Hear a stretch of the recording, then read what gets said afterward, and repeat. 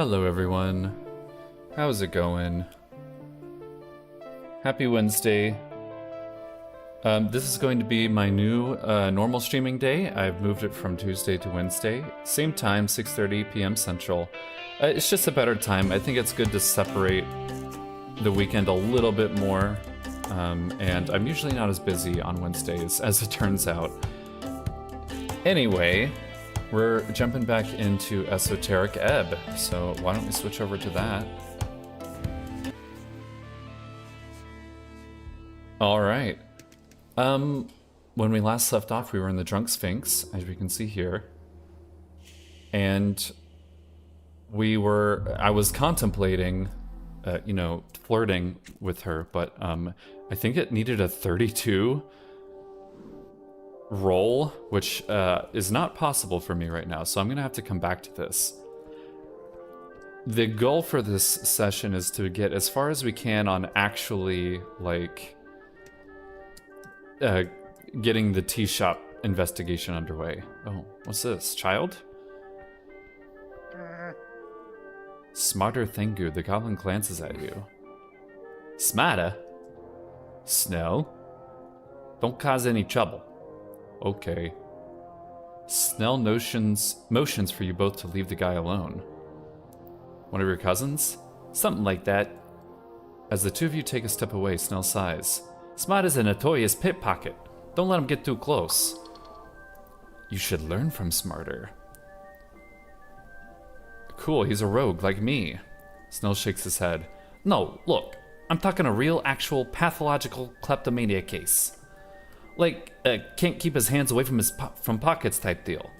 Except Smarter, he fails every single time, hurting himself in the process too. Oh, yeah. I don't think he's ever gotten away with anything, so just be careful around him. I don't want him hurting himself again. Okay, let's not stick around then. Alright, interesting. Not much to do there. I wanted to glass this guy last time. I'm already getting distracted. I think I needed strength. So let's see what we have here for strength. That's Constitution. This is strength. -1 wisdom. Charisma, wisdom, Constitution, charisma. Anything else for strength? No. Ooh, gem. Wisdom. Oop. Alright, so what does that get my strength up to? 14. I think... What's deep storage? I think I remember I needed 17. Let's see. The goblin glances at you as you approach. Glass him. Yes, I remember from last time. Yeah, 17. I'm exhausted. Oh.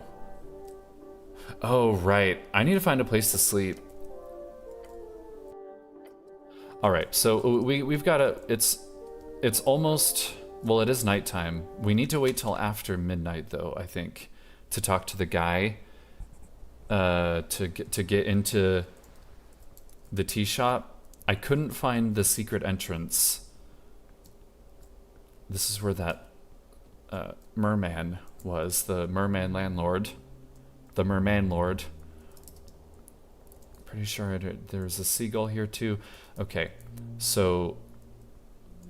Oh, let's get my charisma stuff back on. That's intelligence. That's charisma. Charisma is good. 2 strength, 1 wisdom. Let's put this on, because it's -2 wisdom, yeah. +1 strength, minus... Oh, right, the hammer. Yeah, the hammer. Okay, wait. Book. Is there any book? Yes, +2. Oh, right. That's like a spell book or something. Yeah, okay, we don't want that. Okay. I mean, let's just see if we can talk to the guy. That's the wrong way. We gotta go this way.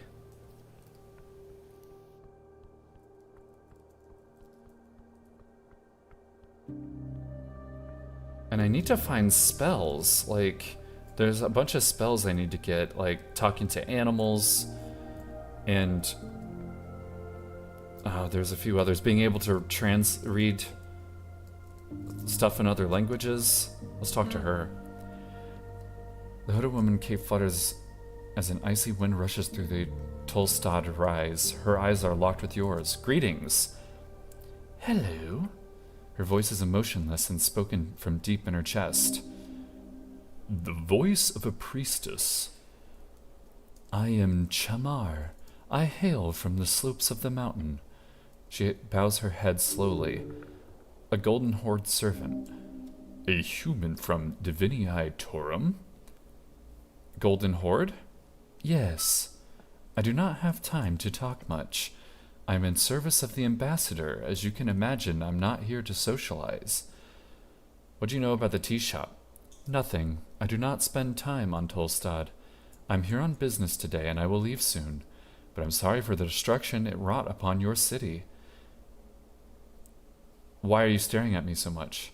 Is that a bad thing to do in this city? I mean, it's a bit weird. Then I will attempt to stop. Thank you for informing me. She's being polite. She will not stop. I have some personal questions for you. I do not have time for your inquiry. Please. Understandable. What are you voting in the election? I am not a citizen of this city. Also, democracy is not something I approve of. You don't want a voice? Why? She looks up to the sky. Men are weak. We speak so much, breed, and spread like an esoteric wave. Yet we do not have a view of the long term. Democracy depends on folk being informed. They are not. What if we were better informed? What if we informed them better? In a hypothetical scenario where folk could gain access to all information, they would still not be able to know what is true or not. Men are not built to make such important decisions en masse. We are lambs. We follow those greater beings. To answer your question, stranger, I would vote for whoever has stopped this foolish democratic dream.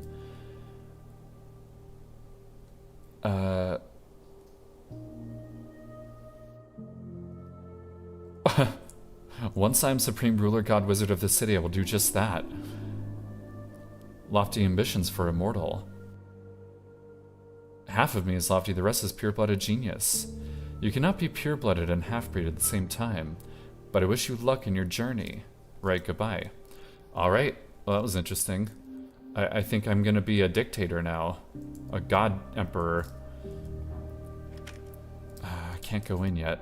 Can we talk to the angel again? When did you say I could speak with Darrow? Post midnight. Why can't he see me before midnight? She doesn't respond. Can you grant me access to the tea shop? No. What should I do until I meet him? Just hang around? The tea shop owner. Locate him. Do that. Return at midnight. Good idea. Okay. Return when it's time. So I need to find him. Where did that kid say he went again?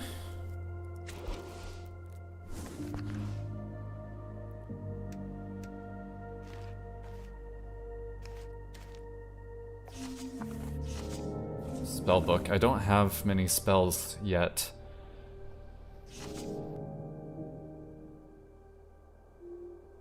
Phoenix Folio. Shut up, Coin Lord Dara. If you want enter legally, I'll need his blessing. He was last seen headed below. Locate this Birdman. Last seen headed below?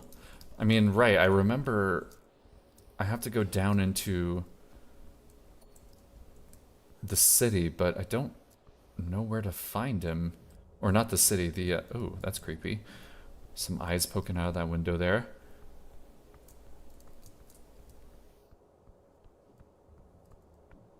Oh.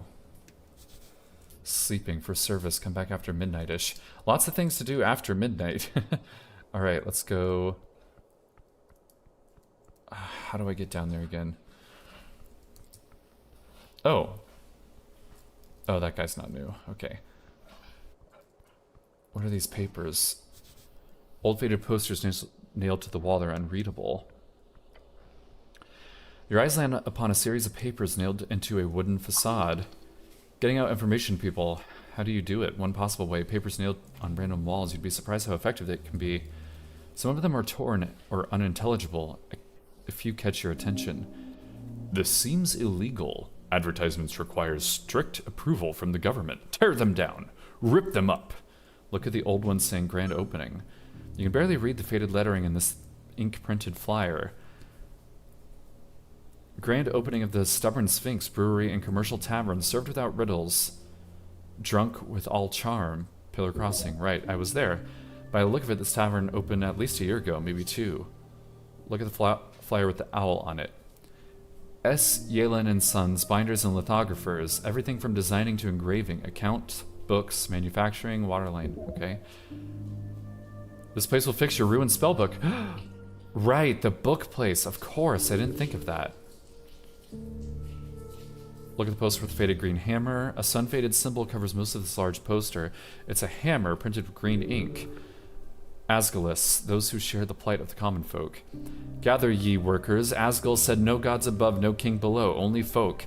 Asgilists rally on the 22nd of March, TS. Circle square up. Useless sentimental garbage. You can't just gather people like this. The city is surely against this type of erroneous collectivistic behavior. Rip down the posters and tear them to shreds like a good man. You furiously tear at the paper, ripping them from their nails and throwing them to the wind. Wonderful. You've asserted force onto those terrible evildoers. Can we go now? Alright, let's do it. We gotta go down. And I've opened several one-way doors, so it should be easy. We still have 2.5 hours until midnight.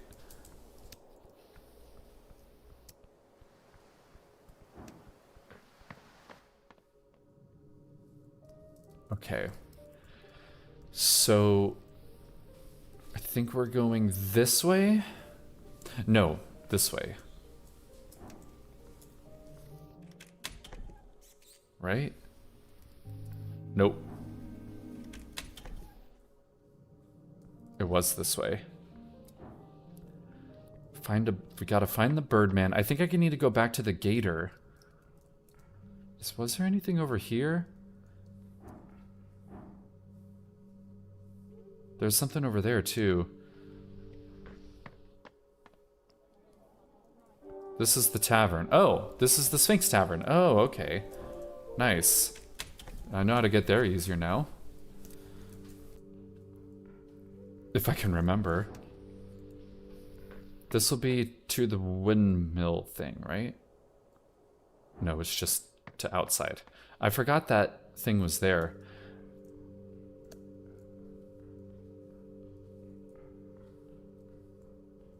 I think I've done that. So we need to go out of commission. Come on. Come on, get up the stairs. You dork. I talked to her already. Yeah. Nothing more to be gained there. And I need to find a place to sleep. Oh, that's right. I need to talk to the coin lord there. Oh, right. Okay. I have a ruined prayer book. Can you fix it? Prayer book? Yes, I've seen quite a few. Drop inside. I will take a look. Okay, drop it in. Yes, horrible. Saltwater, left swollen. You could have avoided the worst of this by drying... If the drying process had been handled better. I'll rebind this foul mess for you. Great. How much will it cost? We will see. It depends on the process. I'll need guidance on the direction of the rebinding. The spells inside are lost. However, the style and formatting can be saved. Using my skills, I can aim at something from the towers, which would be most similar to the original work. I could also focus on rebinding it in the style of the Druidic Ledger, or perhaps as a grimoire of the dark and forbidden arts. Ooh. Forbidden magic with a charisma upgrade. I think I'm gonna need that. Yeah, let's do that. That I will do. Return tomorrow, not while the sun rises. I am either resting or working intently during those hours. Anything else you want, or will you leave me to my work? You want to go drink at the tavern later? No. So stern. Are you a scholar? Oh? You are interested in the arts? I'd love to hear more about you. An owlkin in Norvik is not so common. I was trained in the knowledge back in Three Wings. I know many things, but no time to talk or share. Busy. If you want scholarly teachings, go speak with my upstairs neighbor. That gnome never stops talking. Oh, Snare? He's not a gnome, he's a halfling. You know him? Good. And I will not learn the differences between gnomes and halflings for the same reason you people will call my kind birdfolk, clumping us together with the foul feathers of the darker brands. Oofta. That sounds kind of petty. Yes, it is. Why do you need help from the Pest Control Guild? Rats! They're awful, keep spawning out of the sewer pipes. Yeah, the PCG should really take care of that. Yes. He lets out an angry bird noise. But that bastard guild leader, Torlim Slip, keeps telling me they don't have time. No time?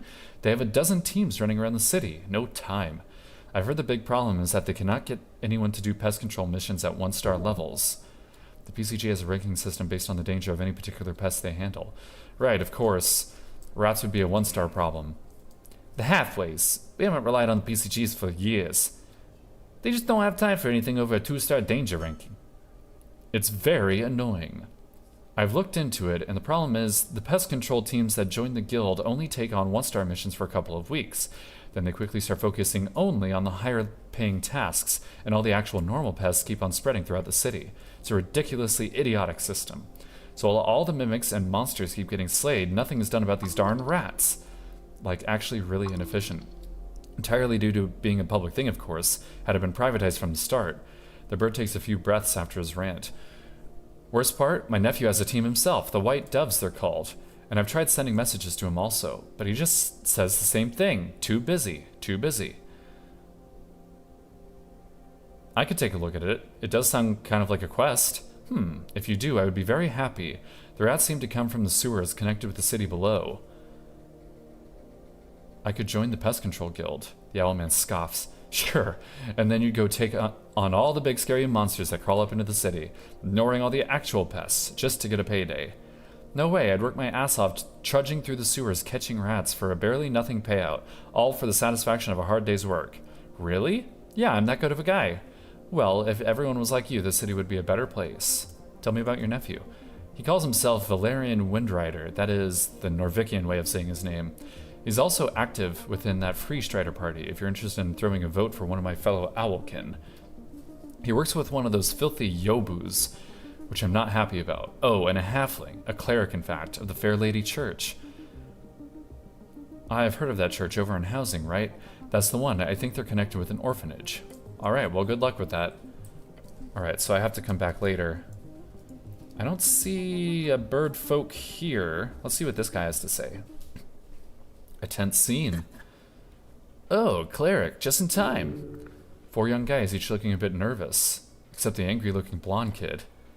We've confiscated all the illegal goods, he says and bows his head. For the city. He turns his head towards one of the kids behind him. How's it going, Earth Nisse? I'm trying, hold on. Are you a militia? The blonde kid shakes his head. I'm Rollo, the blonde kid says and takes a bow. Rollo Malak, at your service. Behind me are Earth Nisse, Stenbuskin, and Toli. We're members of the Norvikian Resistance, a movement to...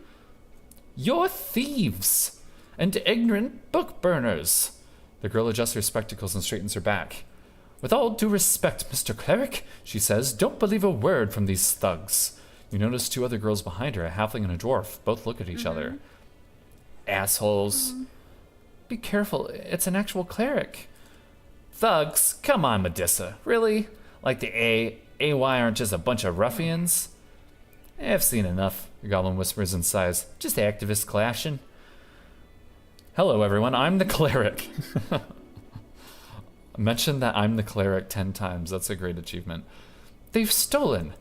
Then turns to Rollo to bark out. You stole our entire water lane delivery. You carry the weight and pride of a cleric. Gained 50 XP, hell yeah. Yeah, sure. Of an illegal newspaper. Lord Cleric, I assure you, we're doing the city a favor here. Take that back. It's just a bunch of larpers. Lord Cleric? I dig it. I'm the Lord Cleric. Oh, sure. Okay, so I'm sensing a conflict here. You're here to uphold the law, right? So arrest these assholes. Now! The dwarf grabs her hand and holds her back. Matissa, calm down, please. Point to the Asgol girl. You, explain your side. She scoffs. Okay, fine. Her dwarven friend mutters, Matissa, in a concerned tone. Her friends are trying to keep her from being too brazen. Why? If they're in the right, she should be brazen. We deliver papers for the Asgalian chant. Maybe you've heard of it? It's a pretty big deal. She chuckles. He chuckles. She draws a sharp breath. We have a busy schedule, and right as we started delivering the papers in Waterlane, these pieces of shit started following us, taking papers we've just delivered right out of people's mailboxes. That's illegal, right? Asked the halfling girl. Highly illegal. Of course it's illegal. And then they grabbed one of our paper stacks from Zerba, like straight up assault and theft and... Matissa, it wasn't. They can't get away with this. Point at the nationalist boy. Okay, you, what's going on here? First of all, thank you for listening to reason. I know we look like some dumb kids, but we're not. Something about his expression makes you think the exact opposite. Yeah, no, these are dumb kids, no doubt. He gestures towards you and then to himself. We're on the same team here. I don't look dumb, he says, looking dumb. Stop stalling, tell me what you're doing here. So, we heard about Asgald chant being delivered on Tolstad. Or I did, at the guild. I work at the fishery, and I see every day how Earthfolk get radicalized by dwarven nonsense. So I figured I'd get the boys with me and we'd, put a stop to it. We want to stop the production of copper paper? Glance at the pile of paper behind it. We, couldn't figure out where the thing was printed or anything. A lot of copper press zines don't really have official companies behind them. Especially trash like the chant. Go fuck yourself, Tully. Hey, relax. I'm telling our story here to the good Lord Cleric. He turns back to you and coughs once. Of course, it's illegal to distribute unlicensed papers in every official district. So I ask around. Apparently, someone saw these girls at the university going around delivering it. Wasn't that difficult to figure out. It was Matissa doing the deliveries. Fucking Matissa. Oh, no, that's, Fucking Matissa. Turn to the girls. They don't like you, do they? They don't like women in general, she says with a frown. Back in school, everyone knew who Matissa was. The Asgulus annoyance, the blonde kid said with a grin. Such a terrible nickname, unimaginative and boring. Also, fuck you. Anyway, that's how we got here. They're delivering an illegal magazine, and we put a stop to it. He grins, wide and proud. Okay, I've come to a conclusion. Good, she says and nods. I'm siding with them, obviously. She's hiding a nervous expression.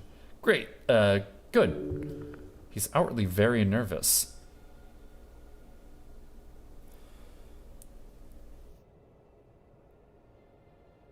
Approach a blonde kid to... Compromise is good. Let's try that. Wisdom.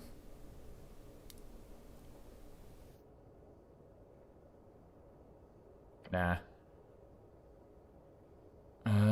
Approach the blonde kid. Oh, hey. He's terrified. You're frustrated already. You're likely to take it out on both sides if you fail at getting them to give back the papers. Beware. Strength 10?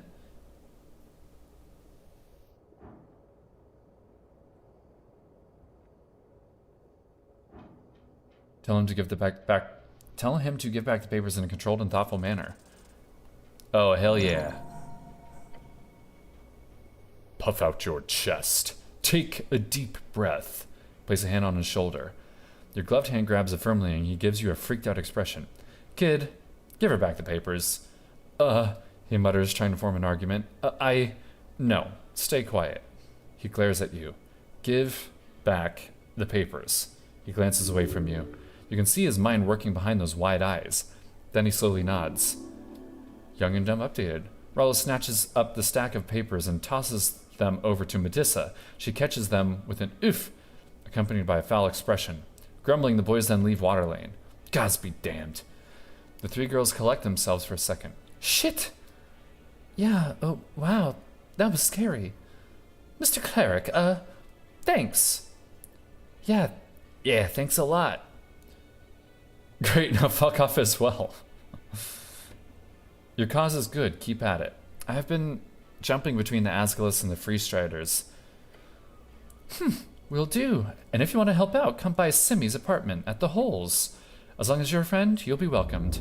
Cool. Within a minute, they've dispersed, leaving Waterlane a bit less rowdy than before. I'd say that was the right choice, even if those girls seem shady as well. Now let's get out of here. Okay, yes, let's get out of here. Free trade, this is going to be closed. Yep. I don't want to have to sing... Oh, coins. Hell yeah. And I get extras for some reason. I can't remember what reason that is. Oh, a guy. Hello. A cleric. Sorry, I'm busy. Dwarf gazes across the dockyard. Okay.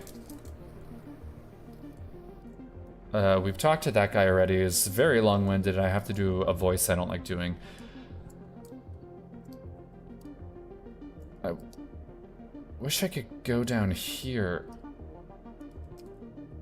E.T. Come back tomorrow, I guess. Right, I got a donation from someone over here. This guy. Nice outfit, human. Thank you. We need to go down further. That's the shrine where I do my spells, but I've already got all my spells. This is just a connection to... Yeah, this way. It's the crab again. I need a talk to animals spell for that. Is this someone I can talk to? Oh, right, I can't go that way. Ugh. Okay, I need to try to remember how I get down further. Into the sewers.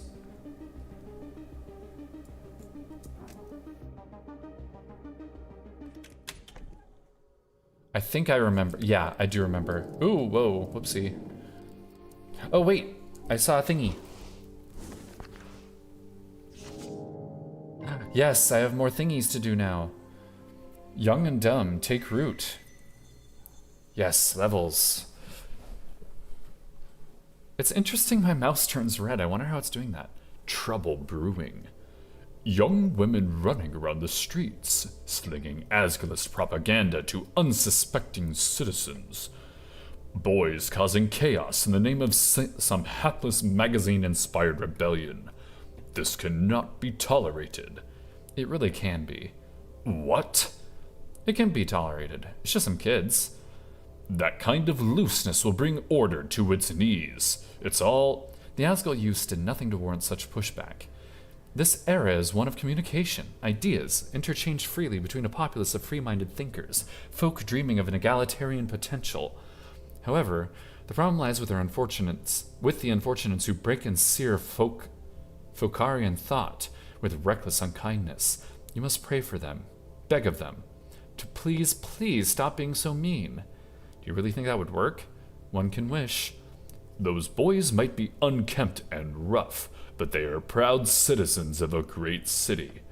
They are performing a service, albeit a crude one beyond the realm of law. But the youth Asgals, they are even more unlawful, to a much steeper degree. The Asgul girls were just doing a technically criminal crime. The boys were doing multiple literal, actual fire-related crimes. It is a morality issue, not a legality issue. You weigh morality upon the shoulders of ideology in this case. You see that, do you not? The only shoulders being weighed upon here is your manly, bulging, muscular traps. What has happened here is a complication upon society, a representation of the wider culture. Young men are drawn towards the rough, downtrodden world of the dreamers, the hope of national unity through a Earthian story, one of leadership and honor. But without that guiding star, there's no such singularity, no control, no wise king to bend the knee to. Instead, those boys are simply expressing pain through violence, enacted onto those who are more attempting to craft a more caring future. That is, young women. They, as opposed to young men, are drawn towards a more social type of unity, with welfare and Asgalian flattened hierarchical structures. Beyond Asgal himself, who is by his function also a male figure, it is to womanly people you shall look towards.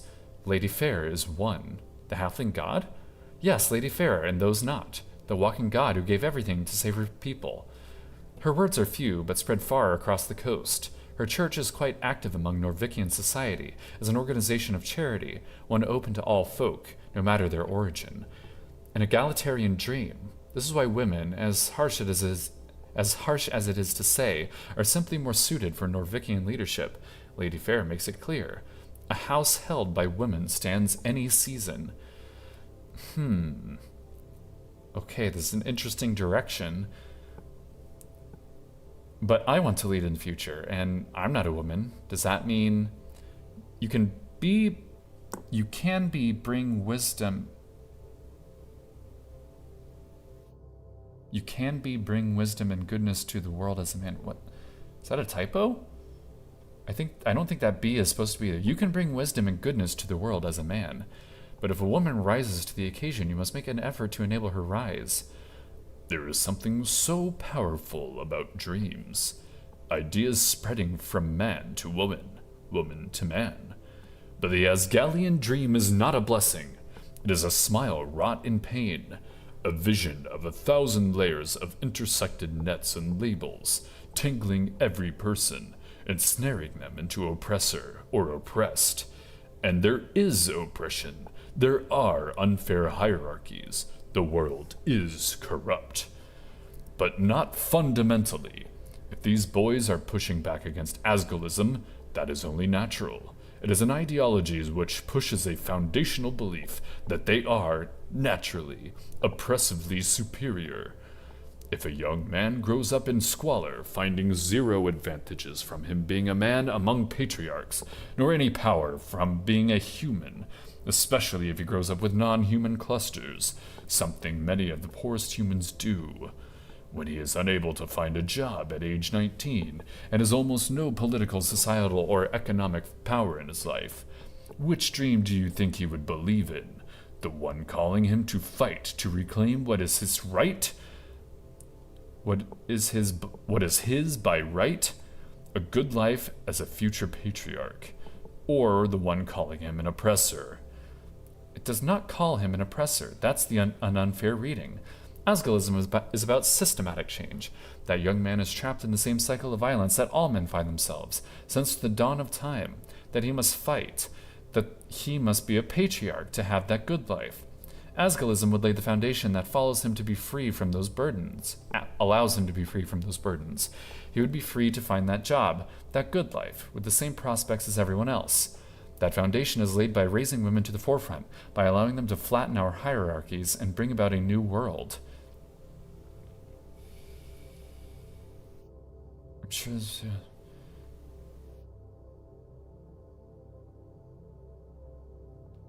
intersectionality are clearly losing on a ton of angry book-burning boys. I'm an equal hater, we all suck. This is getting pretty topical. Seems to be like more of a branding issue. I'm sure there's a female perspective here somewhere as well, but I've only read about that in Mom's books. I suppose if a man already has it pretty terrible in a world where he's supposed to be on top, then a world where his advantages are gone would seem even worse. Seem, yes, but be worse? No.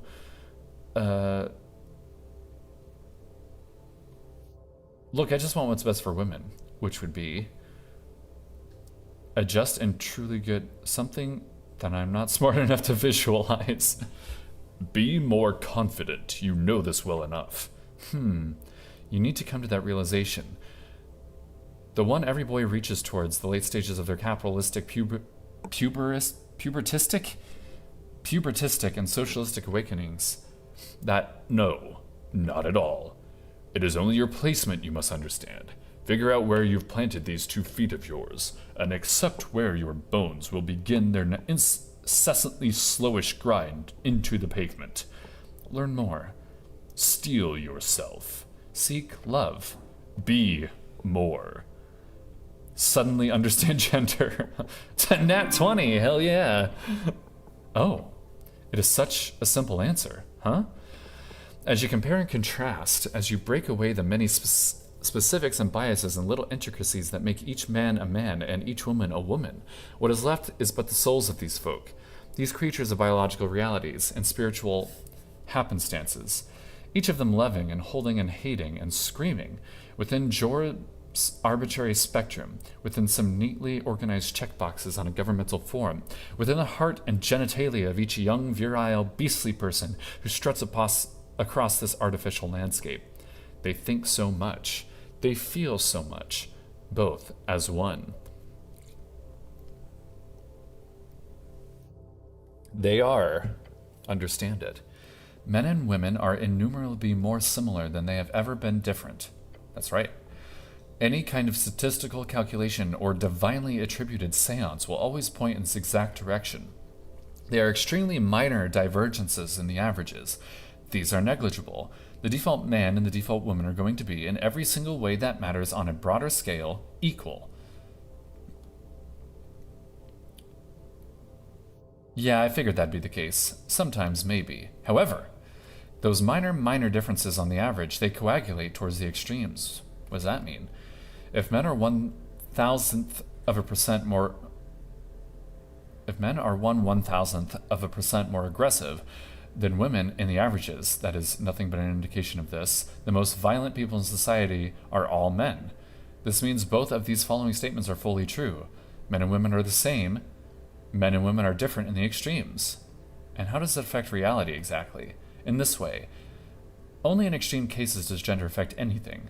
If you are dealing with the most empathetic people in the world, they will almost all be women. If you are dealing with the most competitive people in the world, they will almost all be men. Yet for the vast majority of groups and or collections of people, the more empathetic and competitive are just as likely to be either men or women. This gender divide is not something you should use to judge or evaluate average people in the average day-to-day life. That's right. It is only relevant in vastly wide distributions. You will always have more male criminals, you will always have more female asgalists, but only because the most violent people become criminals and the most lovely people become asgalists.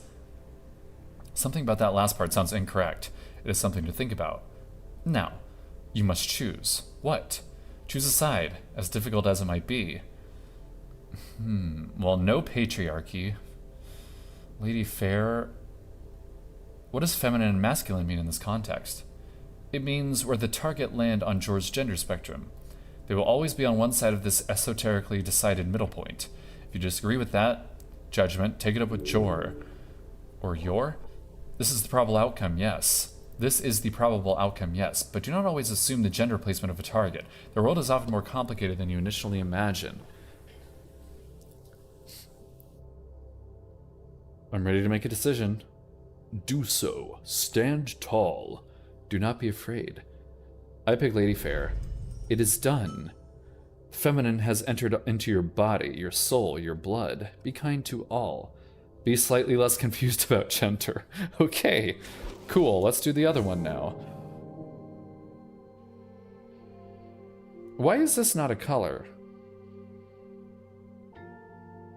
Forgo? Huh. How do I get to journal quickly? Oh. Quest. Alright, what's this? Class conflict. Take root.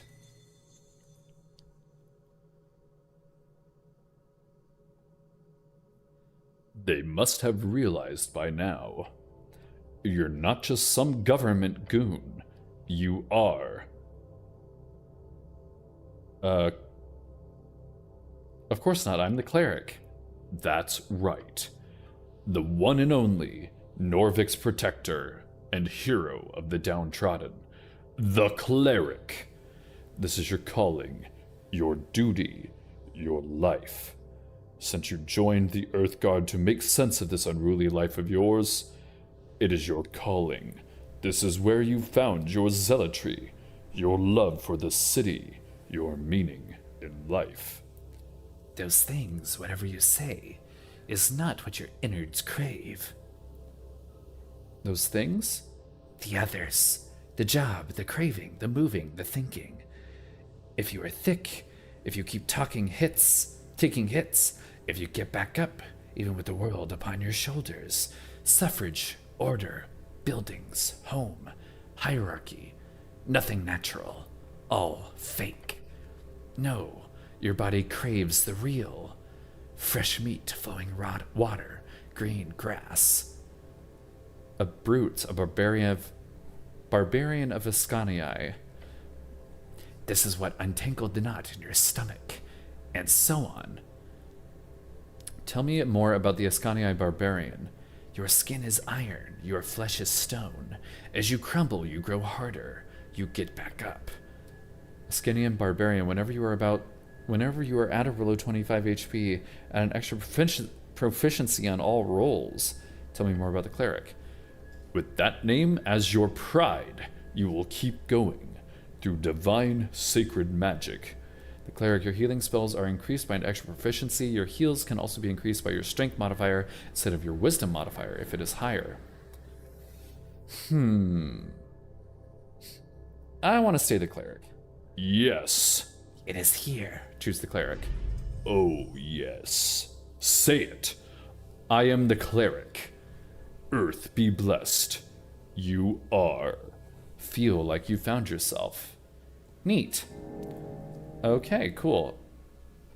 Alright, bird. Let's find bird person. Oh, I'm scooting. I'm stuck.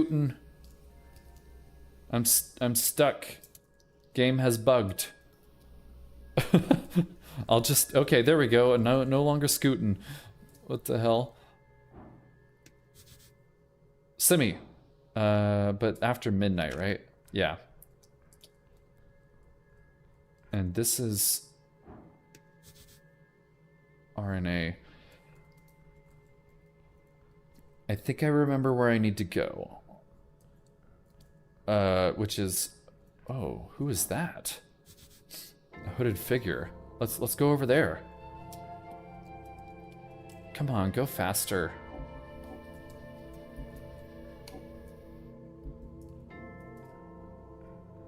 I wish I could... Is that an option of, like, always run?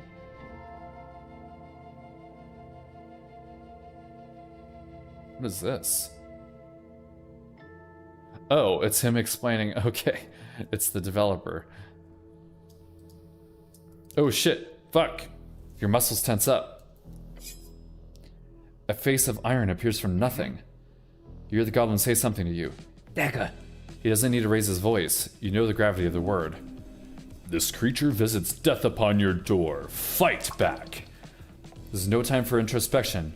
Get ready, now. 1...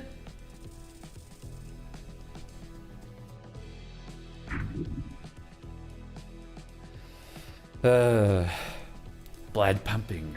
All of you ready for death? The masked one is ready. The masked one immediately rushes forward, the sharp dagger thrust towards its target. Oof! You feel the steel brush up against your chest. The ring mail underneath is the only thing keeping you from being gashed open. Snell gets ready to act. His eyes quickly assess the situation. The goblin's quick. The goblin glances at the dagger, almost piercing your chest. He then rushes forward, aiming a decisive blow against the masked one's left leg. It hits, not by much, but enough to stagger the masked one. This guy wants to kill you, don't let him. Great advice. Can you ask him to put the blade away? Attempt to regain composure. Regain composure. Seriously? Intrusive thoughts and fears spread through your mind, and the moment you start breathing again, your heart beats faster. You can't control it, you simply must do it. The body is in control. Be polite now. Reach forward to shake the masked one's hand. What the fuck? You hold out a hand towards the masked one. What? You smile. A polite smile, but really, is this the time? You're wearing a helmet, the bastard can't see it. After the initial attack, the masked one goes for another attempt. Do not let him. Counter. Once again, the masked one lunges forward, the dagger now aimed for your vitals. This will not break you. Cleric, look out! Dagger hits, and I'm dead. And I'm really dead. I'm dead. That was bullshit. What the fuck? Oh, and I'm over here now? God damn it.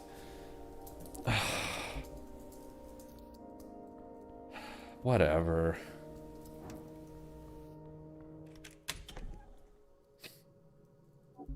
Alright, well...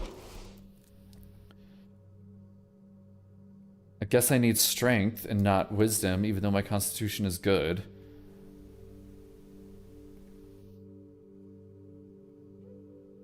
Constitution...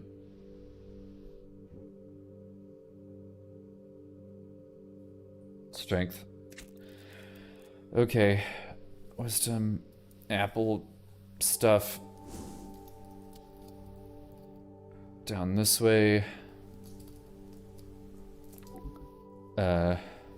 Questing tree. Gotta do this shit again. Come on, load in. It really can be just some kids. Do you really think that'll work?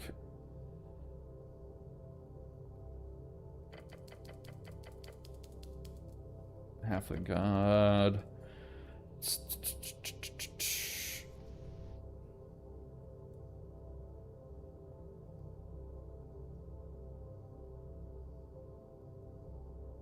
I feel like the...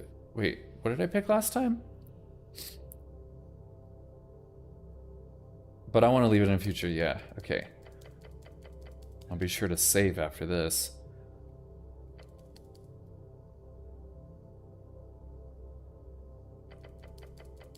Come on.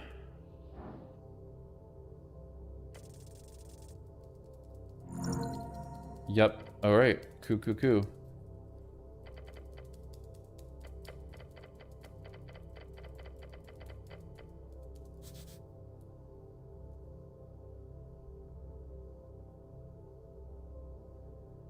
Yeah, I figured that'd be the case.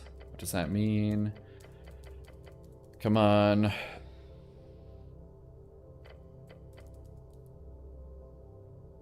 I'm ready to make a decision. Lady Fair, blah, blah, blah. Okay. Save.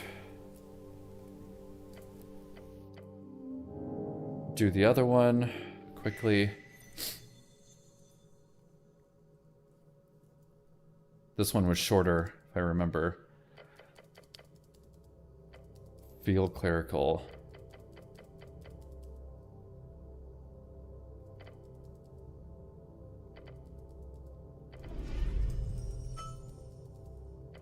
Alright. Save again. I need to remember to save more frequently. Alright. Now come attack me, you bitch. Okay, fight back. Roll initiative. Don't be a 1. 9 is fine. 12 is fine. Ooh, nat 1. Perfect.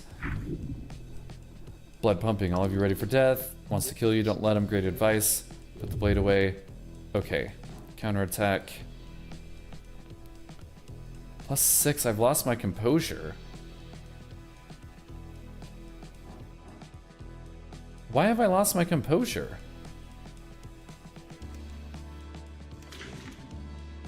Oh shit. I'm glad that was highlighted. That was the answer. The goblin remains in his fighting stance for a few more seconds. He then relaxes his posture, giving you a nod. Brutal. I didn't expect him to just... Hey, I'm not complaining. The goblin leans over the abyss, staying several steps away from the colorful substance greased all over the bridge. They really should add guardrails here. It's cooler without. Maybe if you got that feather fall, but for us mortals, this is a splat kind of moment. Sadly, the old lady couldn't get the building permits. Otherwise, we'd have bolted this place up a long time ago. But for this one, I guess it sort of worked out. He rubs his chin. Someone wants us dead. Or you, more likely. Must investigate carefully. Yep, another one on the list. He takes a deep breath and checks himself for wounds.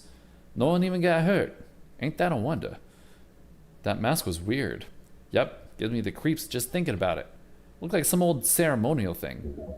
Religious rites, sacrifices, cults. Couldn't be. The city doesn't allow that foul nonsense. Cultists? These days, evil cults aren't a thing in Norvik. He gives you a snide smirk, if you believe in magistrates. He's implying there is a world underneath the city officials do not know or care for. The city under the city, love that place. Could also be connected with something below. He snaps his fingers. We should go ask Snur, your new scholarly friend. He might know a thing or two about cults. Snur, which one's Snur again? Is that the owl? Who do you think actually sent that guy? No clue. But let's hope they're as bad as their job as that guy was at his. Yeah, his assassin was really ass. Why attack us? Great question. My initial guess, an enemy of Lady Sageleaf. He furrows his brow. Won't let an insight like... God, what is wrong with me? Won't let an insult like that slide. The goblin's problem or yours? You're probably just stepping on some toes with this old tea shop business. Tread lightly, this just got a whole lot more complicated. Death follows you, cleric. Glance down the abyss and move on. The ambient groan of Norvik's red rocks echoes below. The river coursing around you, hugging you. Norvik, your home city, founded by your god towards the end of the Coast War. It is built upon several layers of ancient ruins. Look down. You glare into the darkness. But you will see nothing down there. Your companion clicks his tongue. Fuck this. They can't get away with that. Not on our streets. Look into his eyes and give him a nod. He nods back. You stood your ground. Against the odds. That's commendable. The goblin is more competent than you imagined. You have a feeling this will be a fruitful partnership if you can get on his good side. You moved fast and that kept you alive. Stay alert and you'll live through this assignment. Hells, you may even thrive. Snell checks around the crossing, a weary scowl on his face. Grease is cleared. Let's get out of here. Yeah. Well, cool. That was nice. Is it this way? Yeah, this way.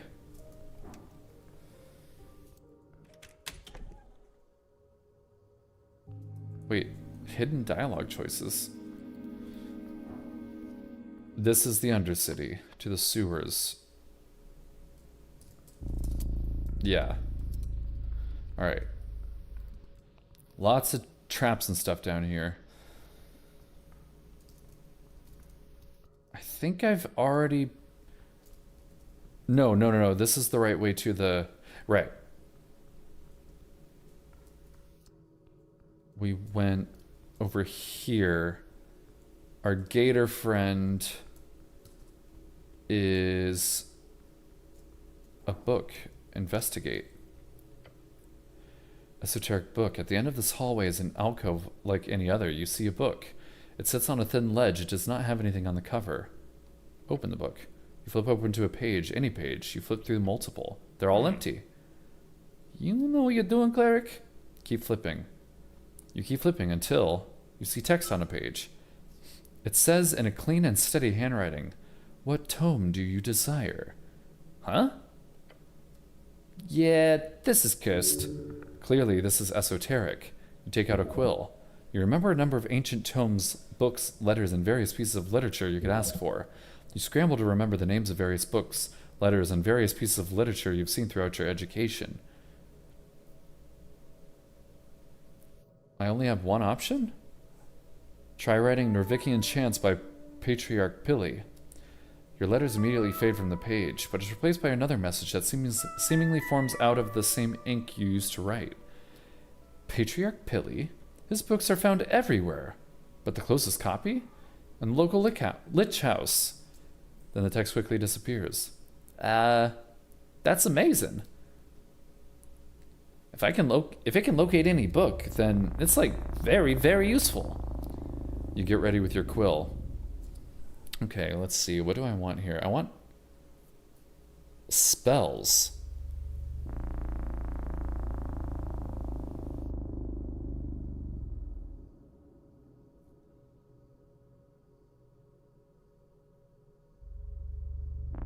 I mean, none of these stand out to me as something I need to look for. Maybe later. Don't think I should take the book. I'm done here. I'll just remember it's there. It's not like it's going anywhere. Ooh, piece of candy. A shard. It's a shard of yore. That's the try again button in this game. Nothing over here. There's... Oh, this is the other side of the cube. Right. Gelatinous cube. Oh, right, and there's this door here. This is the secret entrance, right? Yeah. I just don't have enough. Daunting. What is my strength? 12. I do have the hammer, which adds a little bit. That's nice. Strength instead of charisma.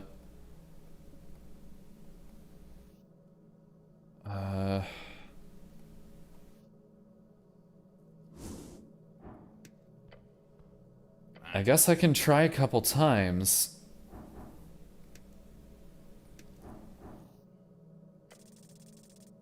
Oh, damn. You channel every ounce of strength into your assault. The iron door groans under the pressure. Your muscles scream in protest. The star symbol flickers and dims. One more push. With the deafening crack, the magical seal shatters. Blue fragments of energy scatter like glass. The door swings inward, defeated. You did it, through sheer brute force. Holy shit! You actually broke a wizard seal with your bare hands. He looks genuinely impressed. Your arms feel like jelly. Cool. Halfway to the next level. Inside you see a faint light emanating from within. Soft, almost inviting. Or perhaps a trap. Probably a trap. One locked door usually isn't enough for these fucking wizard types. Well, after you, cleric. The goblin gestures toward the open doorway. He's not going first, that's for sure. Beyond lies the unknown. Time to find out.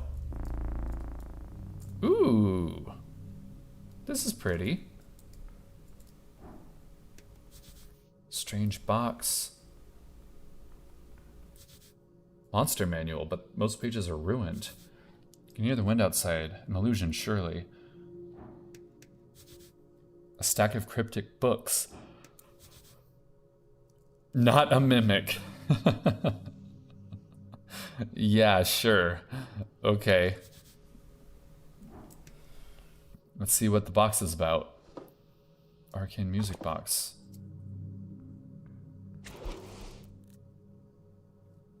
Where'd it go?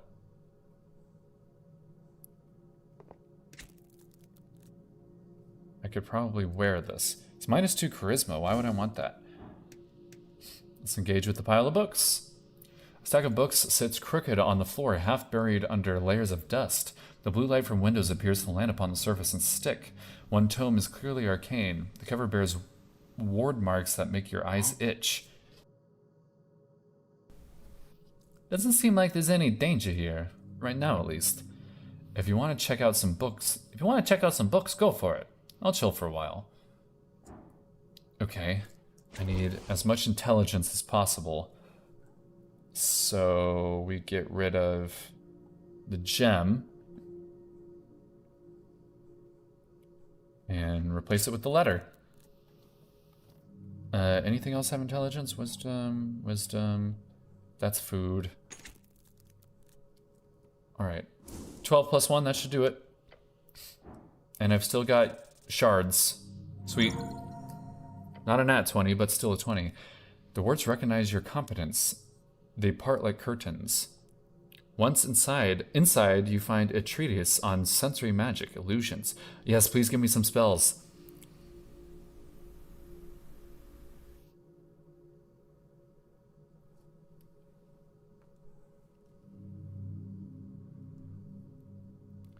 This Hagenshags was studying the relationship between perception and reality, rigorously, mathematically.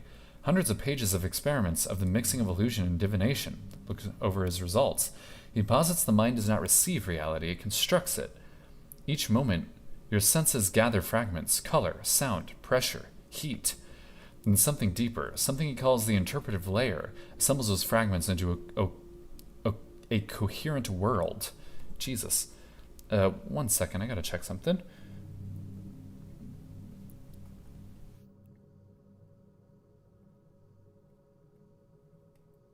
That's weird. Okay. The question he asks, not quite so directly, what happened when you tamper with that layer? Not showing someone a fake image, not casting darkness over their eyes. Rather, reaching into the mechanism itself through esoteric means, thus adjusting the assembly. This does not appear to be too far-fetched. It does not. This seems to align well with the scholarly basis of your education. However, the next part does not. The last half of this tome, throughout many trials, mostly performed on himself, you gather. This man who calls himself Hagenshags, he shows results pointing towards the measurable conduit within every string, one visible only through this altered layer. The bloom of yore lies upon each caster, he writes, all channeled through the gates, invisible, hidden. Even the outer gods are blind. How else would the lich sustain himself? How else do pockets both increase below and decrease above? Only I can see the truth. Only I can master the relic left by Umbramixus. All I need is to locate it, that one word. One key to unlock a world of total dominance in the new era. All I need is the power word. Ebb. Stare at the last page. Madness. The type of madness only born from revealed truth. Close the tome carefully. The words seal themselves behind you, satisfied perhaps that you treated their contents with respect. These books are not worth the headache. Okay. Let's look at the not a mimic. Sure, that looks safe. You squat down in front of a dusty chest. There does not seem to be any padlock or locking mechanism on it. You should be able to open it easily. Right, so that's a mimic. Glance at the sign above it. It says not a mimic. Yeah, sure. Whatever you say, sign. I almost want to read that in Strongbad's voice. Whatever you say, sign. I can't do Strongbad.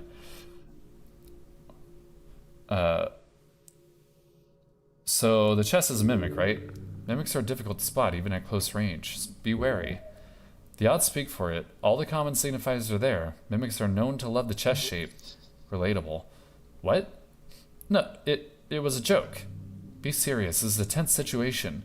Come on, you can't just throw out a term like chest shape and not expect a comment. That's simply a scientific term for the mimic's most common shape. There's nothing funny about it. What makes you say that? The sign, mostly. I actually learned to read when I was a wee lad.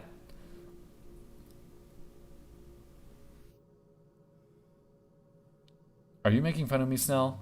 No. Why? He is.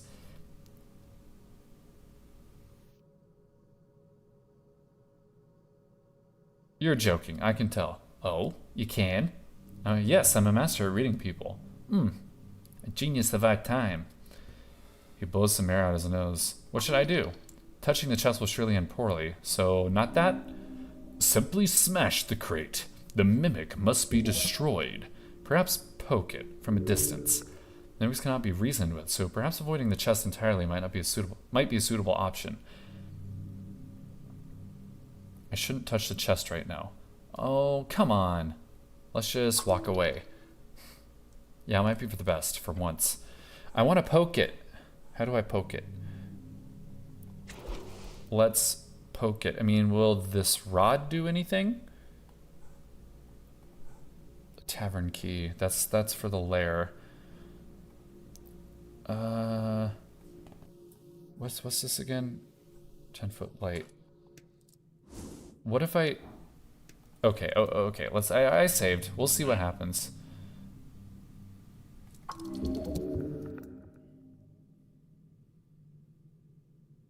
Kick it. Die, monster. Only 2. Your foot impacts on the hard surface. It's heavy. So heavy your foot almost cracks. Bone density damaged. This is disappointing. So it's just a normal chest. Groan and step back. You rub your poor foot. Alright, good technique. I guess I can open the chest? Yes, you can. There does not appear to be any immediate threat. Flip the hatch. You kneel in front of the chest and unlock it. There's no other mechanism keeping it locked. So you can just open it. Alright. What an anticlimax. Let's see what we get. Cool. Some coins with extra coins. Fuck yeah. Except I couldn't tell how many that was. And some incense. How much do I have now? 334. Neat. Alright, let's put the torch back on. I like the torch. This gives me dexterity. Yeah, I like the torch. Extra wisdom. I'm low on wisdom. Well, I mean, there's nothing else in here, really. Just a book, a sign, a chest, and... Okay. We already did this thing. Nothing else to do there. Here's Gator Friend.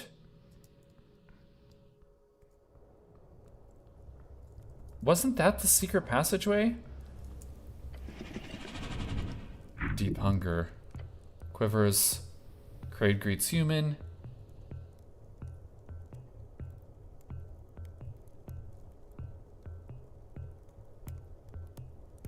Can I get some slog dog? 5 crowns, hell yeah. I'm good for now. Alright, that's fine. Alright, I got another slog dog, let's eat it. 7 HP, I guess I'll save it. I should eat an apple. Okay, what does incense do again? It restores... Right, those. Okay. There's a secret entrance somewhere.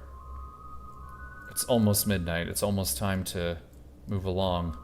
I can't open this because it's a one-way.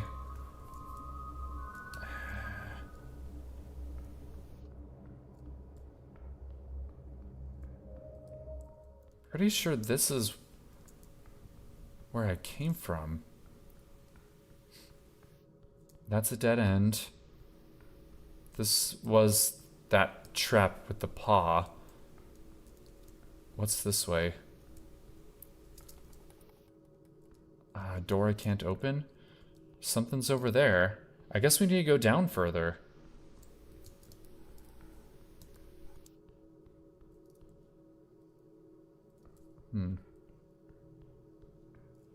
Have I been this way? Yeah. Okay. That's the normal entrance. This way is to... Right, this is just... Right. Okay, I remember now. So we just gotta go down more, I guess. Or maybe we go this way. This was a secret entrance to something. Oh, right, there's like a zombie over here that's really hard to beat. I don't know if this is barred tight.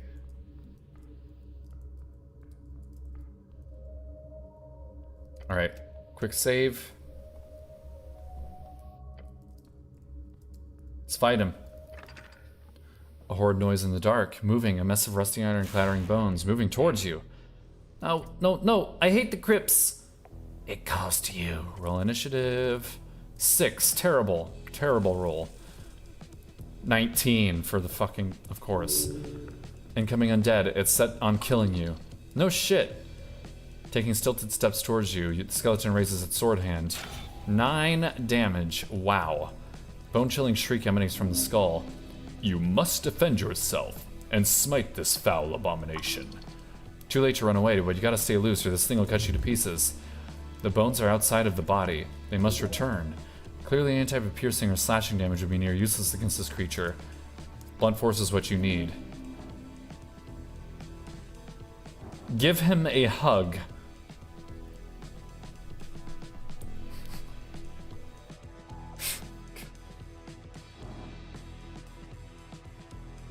Do I have the hammer equipped?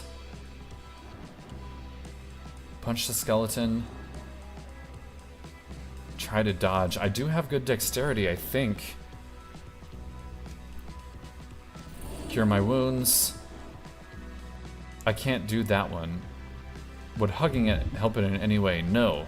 Can I just tell it to stop? Fucking how? Skelepathically? Being friendly never hurts. I think I gotta go for strength. Okay, cool, just barely. With this single swing, you line up a perfect strike. Your fist connects with the thing's skull, cutting off its horrid shriek. The impact sends the skull flying off as the rest of it collapses upon the crypt floor. Great hit! The bones spill to the ground in a pile of dust and scrap metal. No other threats. The skeleton must have been the only guardian. Thank you, Snell. You're welcome. You did good too. You've performed your duty. This crypt has been cleansed. That's an overstatement. The goblin leans on his knees, panting. Gods, I hate crypts. He raises a finger and wags it. Nothing good ever came from constructing a crypt. You either get a cursed place filled with death, or a meat grinder filled with undeath. They can be a little cozy. Are you insane? Look at this place. It's like...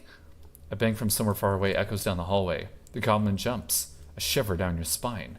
Then the chamber grows silent once more. A scent of death still lingers. Fuck this place, let's go! Hold on, I have to make sure this warrior gets what he deserves. Which is? Some respect, whisper a prayer of earth. Right, I get it. I'll do what I must. Let's see what he's got. Ooh. Special helmet. Intelligence, constitution, -2 charisma. That's fine for now. Intelligence and constitution, though, I need the strength. I need the bucket strength. The strength of thine bucket. Is everything else what I want? What is tooth? Tooth is wisdom. Wisdom and intelligence. I should have put that on for the book. Oh well. What is this? Too full. I have to eat 3 apples. I'll wait until I'm down to below 5. This is it. This is the place his body was placed 27 years ago. Your lord, your master, your god, Earth. 1 second.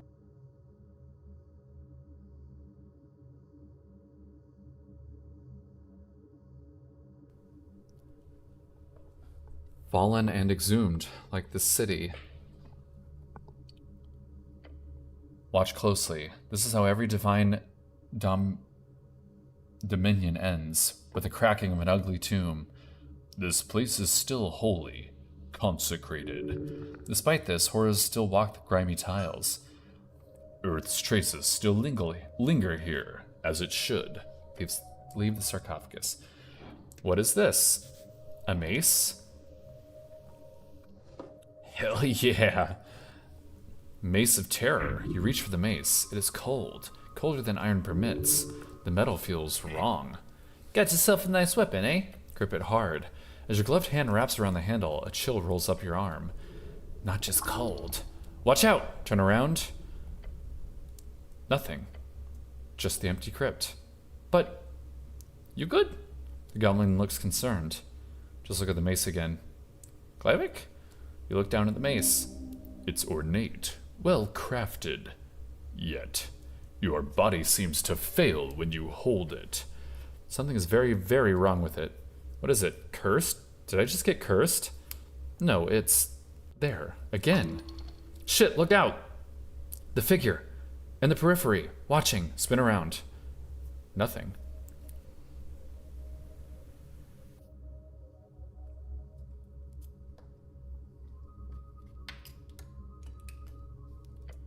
Gone. Try to put it away. You move to secure it onto your back. The presence fades. Damn this. You find this lovely weapon ready to take on the city's foulness, and you simply cannot wield it. The horror, like some unfleshy ghast, came to haunt you. Is it too great? Keep it sealed. Keep it close. The spirit watches. Let's check it out. -2 strength, but +2 constitution and +1 wisdom. Alright, I have to try to remember that. Tomb of a fighter is empty inside except bone dust and more crowns. Damn, I'm getting rich down here. Dust from a bone grinder, very fine and faintly sparkling, made out of unicorn horn or whalebone or something. Can be used to recover second level spell slots, of which I have none. Okay, was that it? Shard of yore, more crowns. Okay, well. I guess we got everything down here. Another side thing. Still no secret entrance or a bird person. Is this open yet? No. Okay. Oh, a little rat friend. Hello, rat friend. Come here. Come here, little buddy. Look at that. I got 3 rats now. I think I needed 6 or 5. Where's rats?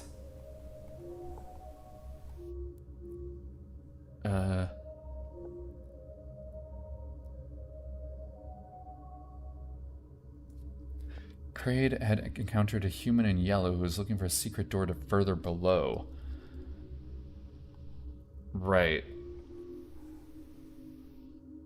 Last seen hidden below. Book, Phoenix Folio. Right. Corpse, fresh and ready for revivify, though it would cost quite a bit of money to bring him back, almost a month's rent.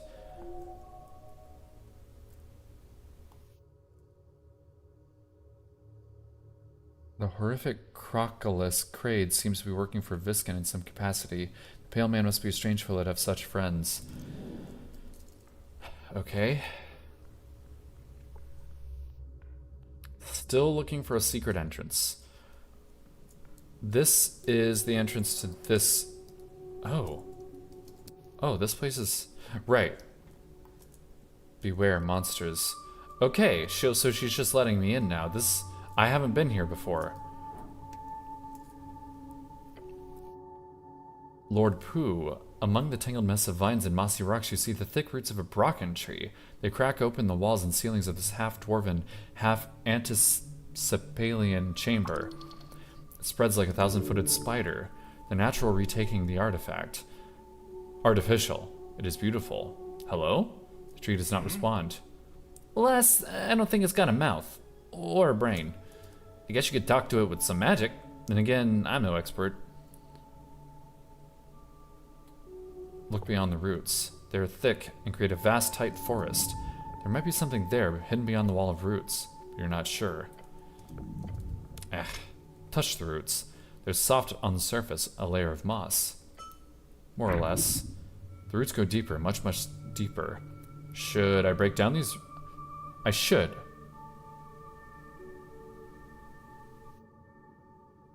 Okay. It would be difficult. The tree is ancient and powerful. There's clearly something hidden inside here. While brute force is a bit passé, it might be suitable here. Not now. What's my strength at? It's only 12, still. I'd have to put that on. That gets it to 13.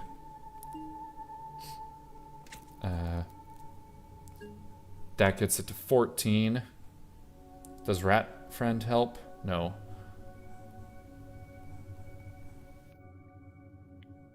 That's pretty much everything that gives me strength.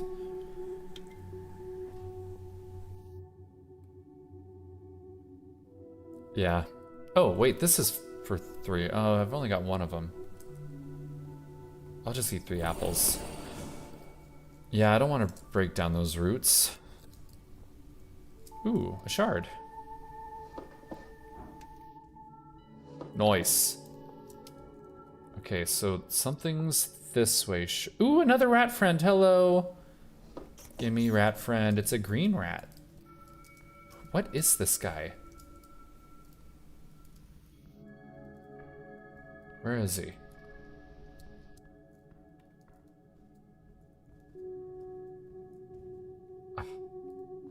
Can't quite catch him. You, helmed mankin, kind. Can I have that spell scroll you've got? No, of course not. I got this as a gift. I can't just give it away. Please? No.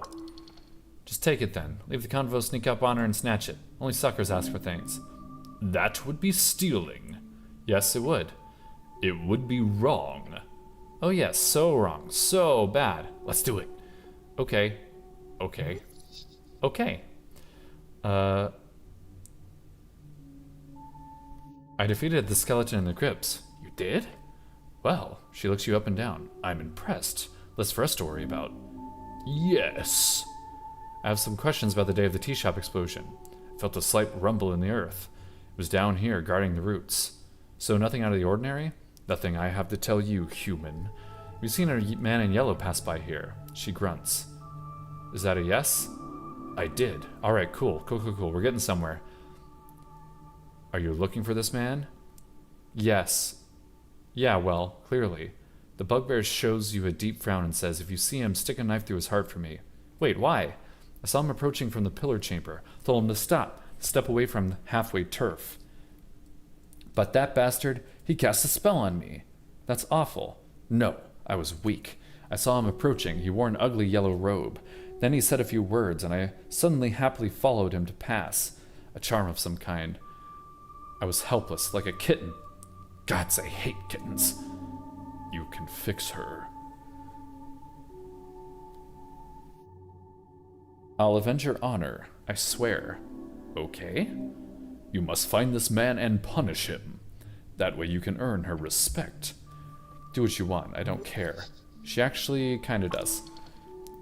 You catch her glancing at your figure. Oh god, she's getting into me. You hate kittens? Yes, any child beast really. They're too weak to survive on their own. That is a disgusting feature of adolescence. This chick is crazy. You can fix her. What is strength? What is your problem? What else can you tell me about him? He had slightly darker skin, unlike most pale humans in Norvik.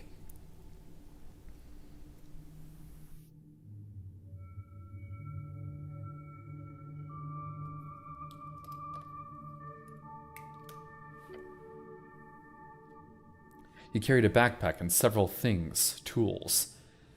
How much darker exactly? Somewhere between a tan hill goblin and a pale fell orcs. That's very good information, thank you. She shrugs. In which direction did he go? Through the south caves. She points towards the damp tunnel down the slope. I warned him about the monsters as he walked away, because of that darn spell. I would have hoped for him to be dinner for some hook horror or dark mantle, but the bastard turned invisible as they entered the tunnel. I hate wizards. I'm neutral on them, personally. The bugbear lets out a grunt, clearly signaling she's done with this part of the conversation. What's it like working for the HWBT? They are good. Lady Sageleaf is a great leader. Her power is overwhelming. I agree that little goblin woman is enough to break a dozen men, or more. She looks away for a moment. I've been given a life here, a purpose. While I do not enjoy living among your kind, the goblins are a fine people. Thanks. Not you in particular, Weasel. Weasel? I don't think I deserve to be called that. Do you have anything else down here? A hobby? A hobby? No. I do tend to some gardening duty as well, keeping the dampness to an appropriate level, and communicating with Lord Pooh when the Dark Elf requires it. You've got a green thumb, eh? No, but I serve well nonetheless. You get to fight a lot of monsters down here? Yes. They often break into the upper city below. It is mostly minor monsters, sometimes a large one. At times, undead. Fought a ghoul last month. Easy kill. Not too interesting. It's my great pleasure to best a dangerous foe. I've got some other questions. Of course you do. Nod your head and leave. I need to get her... What are these creatures? They're like little gnomes. Yeah, weird. So he went south. Let's look at the map. Routes. Okay, so it's this way? Which way is south? Ooh. Ooh, a petrified longbow. I guess that means I can't use it. But it was 100% esoteric rock. Dexterity, Constitution. Sweet. We'll keep the strength for now, though. Strength seems to be good. Is that the only statue I can look at or talk to? Alright, let's do it. Stepping in front of the petrified person statue, you get a sudden sense of paranoia, as if someone is listening in. It's not too... It's difficult not to. You're very loud. Look around. Over here, buddy! By the nose. That voice must be some kind of telepathy. Find the source. Look down. Your eyes land upon the nose of the stone statue. At the very tip, you see something tiny and unremarkable. A simple ant. Unremarkable? We might be tiny, but trust us, we've got bite. Stare at the ant. Sup? We are one of many.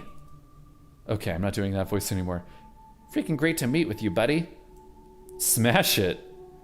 An esoteric ant? You can call us One. We didn't really used to have a name since we are hive mind. So One will do for now. Right, good to meet you, One. Yeah, good to meet you too. The goblin stares at you, then stares at the statue. You having a moment or something? Shh, I'm talking to an ant. Of course. I apologize. He gives you a worried look. Talk to my companion as well, ant. Right, sup dude, you a goblin? Okay, whoops. Right, sup dude, you a goblin? Snell perks up and looks around. Psychic ant, point at the nose. Oh! He gets ready to smash it. No, relax. We're alone, and it's just, we need to ask for a favor. The goblin stops. You know how much trouble you cranium ants cost us? We had to hire a specialist just to get you to leave. Yeah, it was a whole thing. But we left. You won. So let's let bygones be by the guns, as they say. He stares at the ant for a few seconds, then he frowns. Fuck it, sure. As long as you guys don't return, then fine. What do you want? We need your help. We were driven from that area a while ago, but we left me behind. We left me? The whole identity thing is really new to me. I've never been disconnected from the hive for this long before. It's really difficult. Kind of a Borg storyline, huh? I wonder if I could join a hive. That uniform looks like you already have, but if you help me out, how about we give you something in return? Oh? That sounds like a quest. Yes. We know the location of a secret stash. It's buried in the Undercoast Path, like below this place. Below the city below? Right below it. That's low. Sure is. The Undercoast Path is, well, it leads all the way down to the Undercoast, right past the gravity flip. Although you won't need to go down that. You won't need to go that far down. It's too dangerous for someone like you anyhow. Beware, the ant might be small, but it's also psionic. Pick up the ant. I will get you to your brothers, my friend. Yay! You're a really cool guy, buddy. We'll be sure to remember you as one of the good ones once I get back, that is. Alright, so, questing time. You should go down below the Undercoast Path and then talk to the ant. Just pick him out of your pocket when it's time, or something like that. Thanks. Alright, I now have an ant in my pocket as well as 4 rat friends. That is fun. He's listening in on everything. Okay, so that's clearly not south. This is south? South caves, beware of monsters. Divine Era mural. A tall stone mural stands before you. 3 serpentine figures carved and painted onto the surface, each coiled and intertwined with the others. Step closer. The colors are faint, but still, there's green, reds, yellows. Examine serpents. 3 distinct figures. The top serpent has sharp teeth, predatory. The middle one appears more serpentine, elegant. The bottom one has unusual markings. What's the meaning behind these marks? Basic religious art, nothing interesting. This was a sacred image. What do you make of this wonderful artwork? The freakish serpentine picture? He shrugs. There's a ton of these all over the place. You've either got a snail memorabilia, these lion-styled pieces, nothing else? I'd say 90%. From what I learned in school, it was snails first, then lion, then trolls, then humans. He smirks, then goblins, of course. Humans will never fail their grasp of the city. No, don't you dare stage a coup. You can't stop me. The goblin laughs. Do what you do. Then let's keep moving. The southern tunnels are always filled with scary shit. Touch the carvings. Stone is smooth. Cool. Leave the mural alone. Ugh, I wish I could have passed that check. I want to know more about him. Oh. Let's get the torch on, in case that's helpful. We will replace the fist. Alright. Beware the crunch. Please don't step on literal human skulls. Alright. Strange markings cover the cave walls, painted in faded pigments. Humanoid figures. Simple. Primitive. 1 second.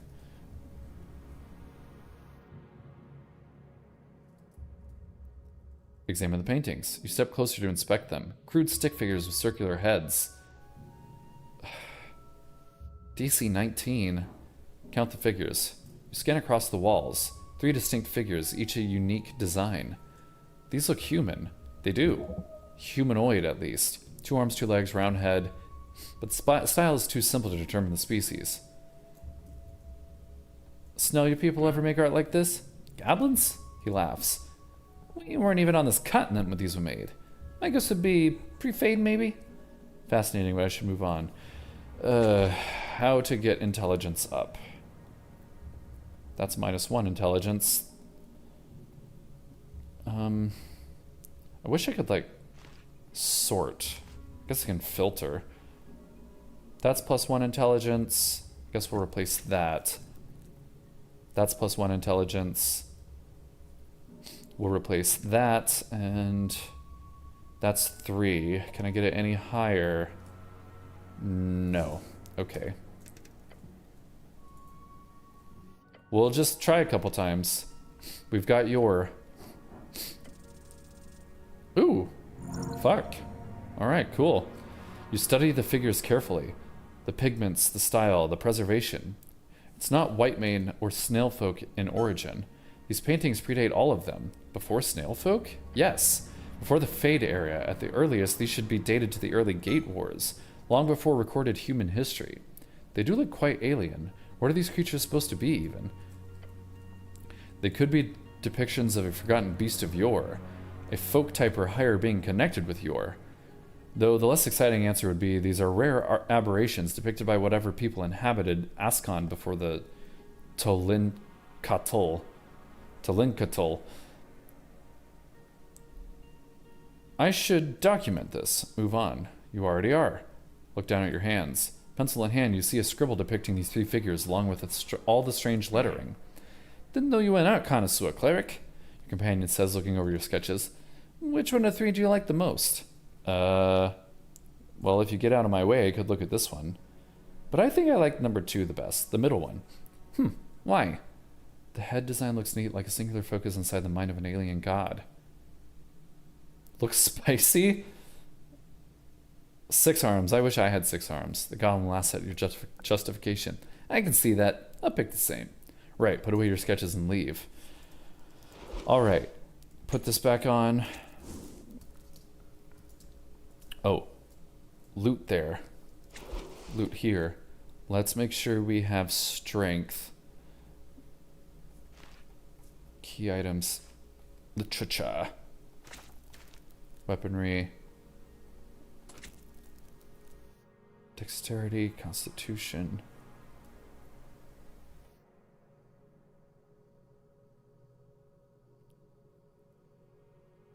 I need charisma. We don't need charisma right now. We do need strength, though. I'll put strength back on. Funeral rites of a different era. Alright, let's trifle. Crowns, incense, nice. Crowns, incense, nice. I guess I might as well restore. Where'd the incense go? There we go. Restore that.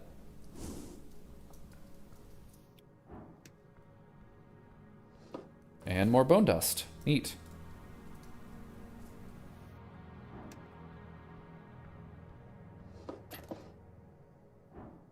I feel like I need a save. Is that a hat? Strange. Fancy hat. A yellow hat? Yellow. Yellow. A yellow hat? You grab a smooth fabric. Yeah, this is like 1,000 crowns worth of esoteric cloth. Whoever dropped this is either rich as shit or had to run from something real dangerous. Your companion looks around, a bead of sweat rolling down his brow. Frank must have gone through here. Keep an eye open. It's yours now. Pocket the hat. Let's take a look at our new hat. Do I get to finally see my face? I could probably wear this. That's what I was trying to do. I guess I put it there, even though that doesn't make any sense.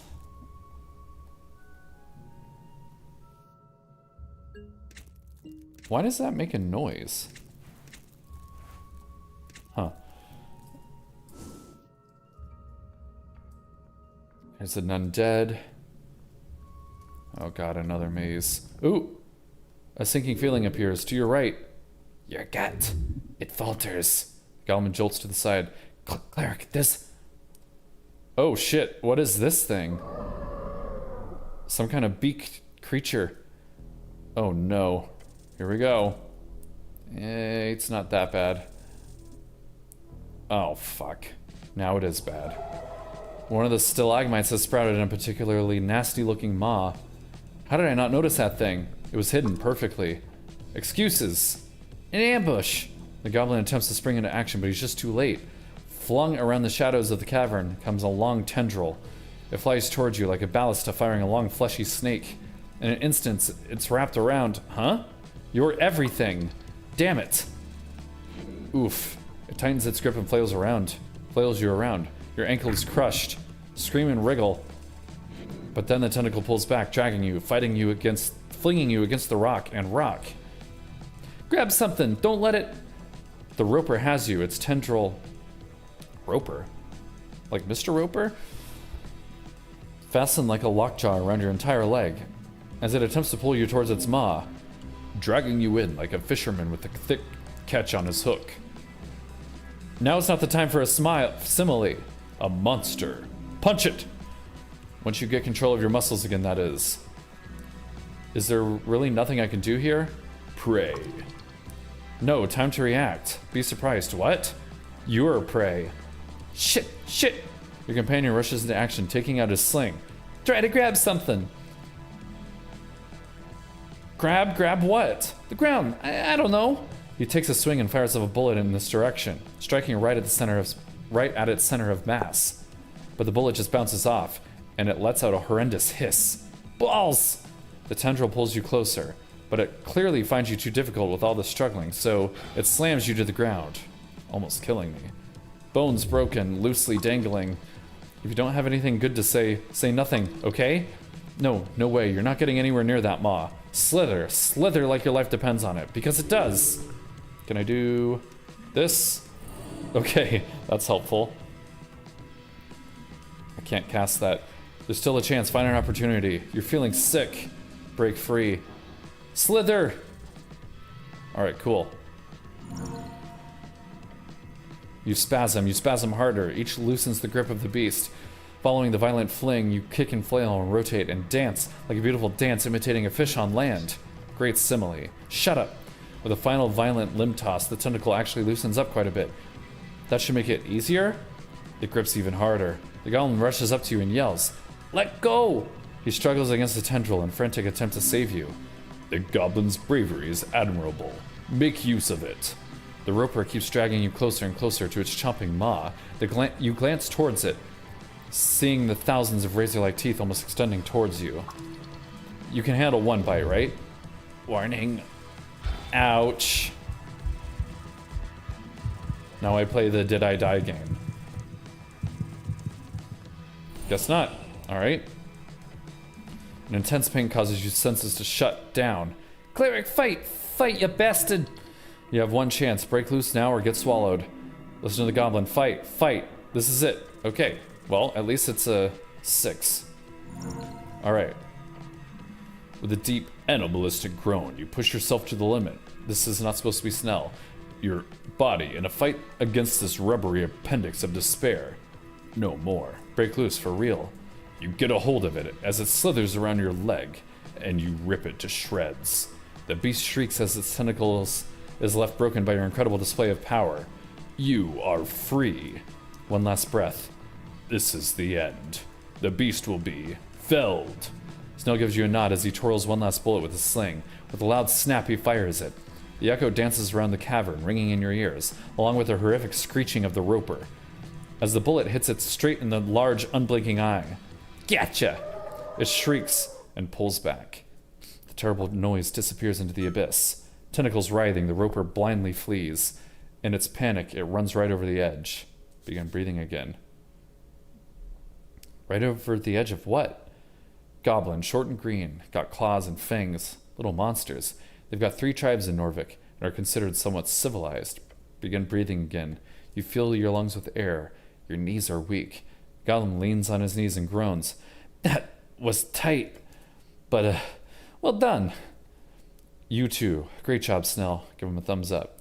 The goblin reluctantly returns a thumbs up to you as well. He is pained by making such a cheesy gesture, but you've clearly earned it. Nice. Let's see what's deeper in this cavern. God, that was fucking tough. Alright. Healing time. Bagel. Mushroom. Apple. Let's use the... you know what? I think that's probably enough for now. I need to prepare spells to... Oh, wait. I should have used that. Alright, well that's where we came from, so... Interesting.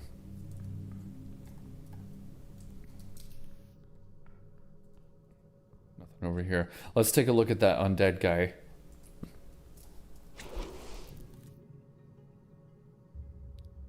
What's this mace do again? Yeah, I really need to keep my strength up and my dexterity up. Is there something with dexterity that I can place with that? Let's do that. Let's have more dexterity for now. Headless Corpse looks like some type of rogue. An esoteric lockpick means easy work of any lockpicking job. Cool. Dungeon continues far into the west part of Tolstad. Guess I can't go there. Alright. Let's put this on instead of that. Even more dexterity. Sweet. See what's this way first. Because this is clearly the entrance to the thing. Here's where we unlock this. Who put these barrels here? There we go. Alright. Now we've unlocked that. That's nice. It is officially past midnight.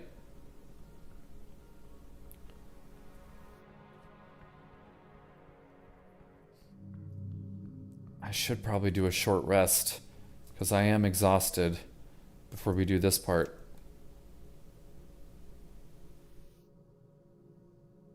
Let's do it.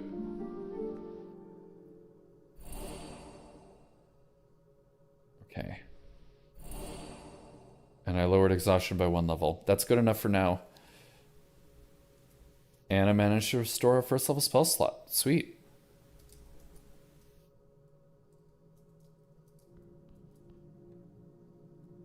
Maybe you shouldn't, cleric. Yeah, I know. A grand engraving on the divine era. Among the fallen and the broken of an ancient world lies among them a single structure, a monument to a forgotten power. At the top, a cracked lion's head glares at you, a one-eyed lion with a single dark and empty socket. Oh, a socket. A shrine like any other. You feel at home on your knees here. A shrine to what god? One lost to time. You seen anything like this, Snell? Sure. Looks like a normal cat thing. There's tons of them all over the city, if you know where to look. Are you some kind of cat expert? No. He speaks truth.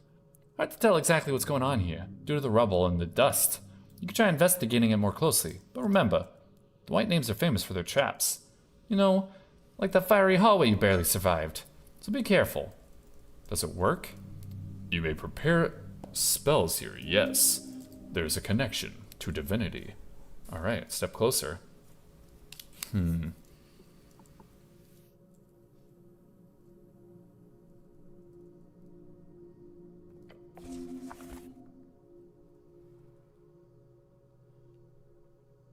I mean, I'll just keep the same 3. I only have 3.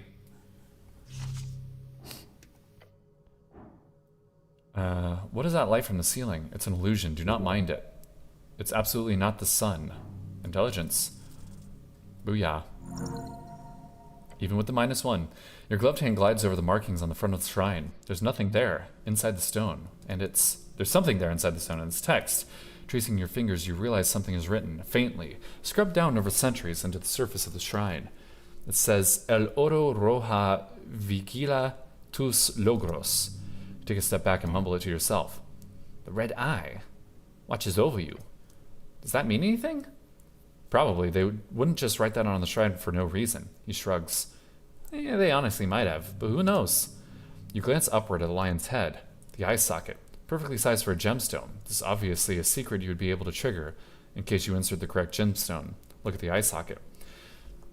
The stony lion's head glares at you with one sunken dark eye. Might want to be a bit careful about it, but you could probably put that jacinth in there. Alright, let's do it. Carefully, you guide the jacinth into the perfectly sized eye hole. Once close enough, like a magnet, it gets sucked in. Then you hear a strange noise in the wall. Where did I get that gemstone? Oh, Jesus. Oh, gods. Galman's gasps for air, unable to speak. Look to your left. Oh. You just almost just died. That was fast. You would have died had the final blade not been blocked by those vines. And Snell would have died if he had stood just a bit further back or to the left. Fuck! Goblin is actually shaking. Nice dodge, Snell. We were so close to just, like, dying. Look at these things. You'd be cut in half. Are you aware of that, cleric?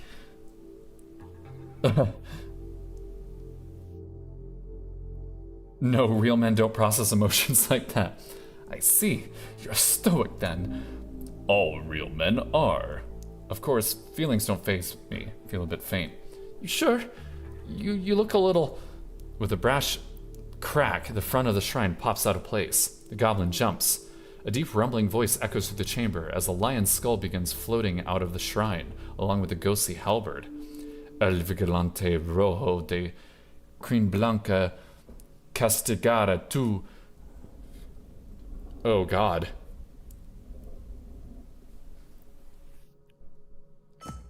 Then the skull falls to the ground. Stare at it as it rolls to one side. Huh? I'm not sure. He glances around, scanning for threats. That was a ghostly apparition left to guard this shrine. I don't think they planned it to go that way. Here we go, an undead spirit.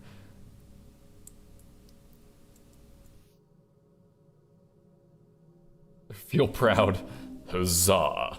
Yeah, great job. The skull is on the ground before you, and that halberd is just floating there, all ghost-like, before you.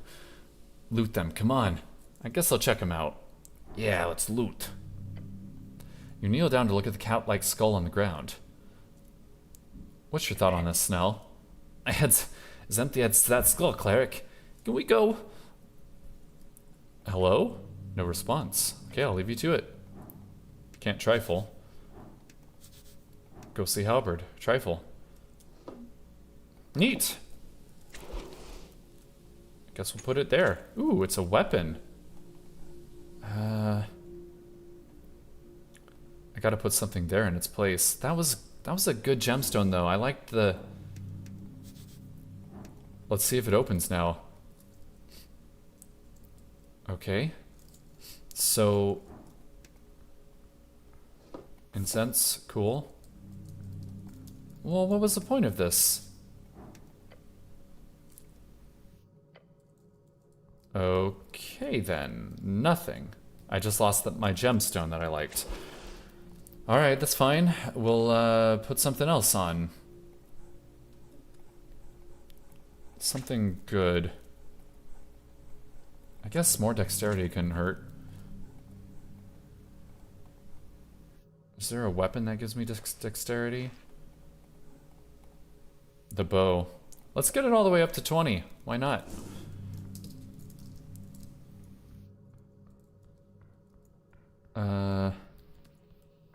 That's weird that that was it. This isn't supposed to be a dead end. I mean, it's supposed to be. I mean, I didn't design the game, but like, where's the guy? Where's the yellow figure?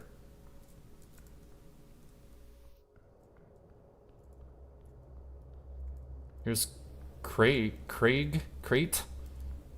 Again. I guess I can give him the rats.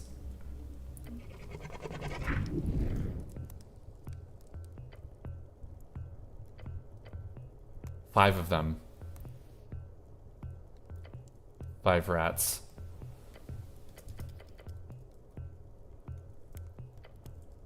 Okay, so I need one more. 1, 2, 3. 1, 2, 3, 4. White, black, red, green. Surely there's a brown one. Well, I must have missed something. I'm gonna go back this way. I really need to get back to the town. Hello? Let me through? Thank you.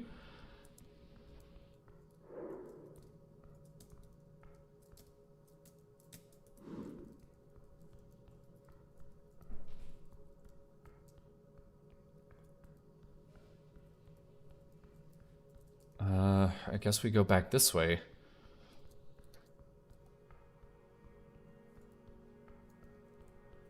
Searching for stuff. I already did that. Already did that. Beware monsters. Yes, yes. Oh, what are these? Glowing mushrooms must be tasty. I'll take some mushrooms. Alright, got a Banafucker. Hang on.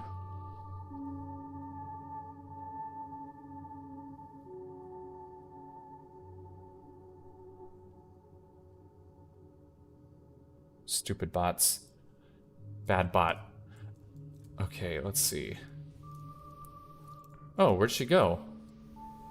Guess she went to sleep? Hopefully this is the way he went? Oh, what the heck? Giant snail shell. The air itself grows freezing cold as you head deeper into the tunnel, until you find a passage blocked by a spiral shell.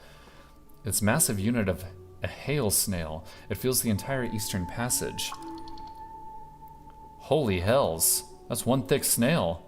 Don't be rude. It's just a little broad. Nothing wrong with that. The hail snail moves its thick head. The blue eyes stalks focusing on you. Probably. Have you ever seen a snail like this before, Snell? Gesture with your arms to emphasize the humongous nature of the creature. I mean, yeah? The goblin waltzes up to it and looks it up and down. This big guy's been here for months. Last time I was here, he was facing slightly to the left.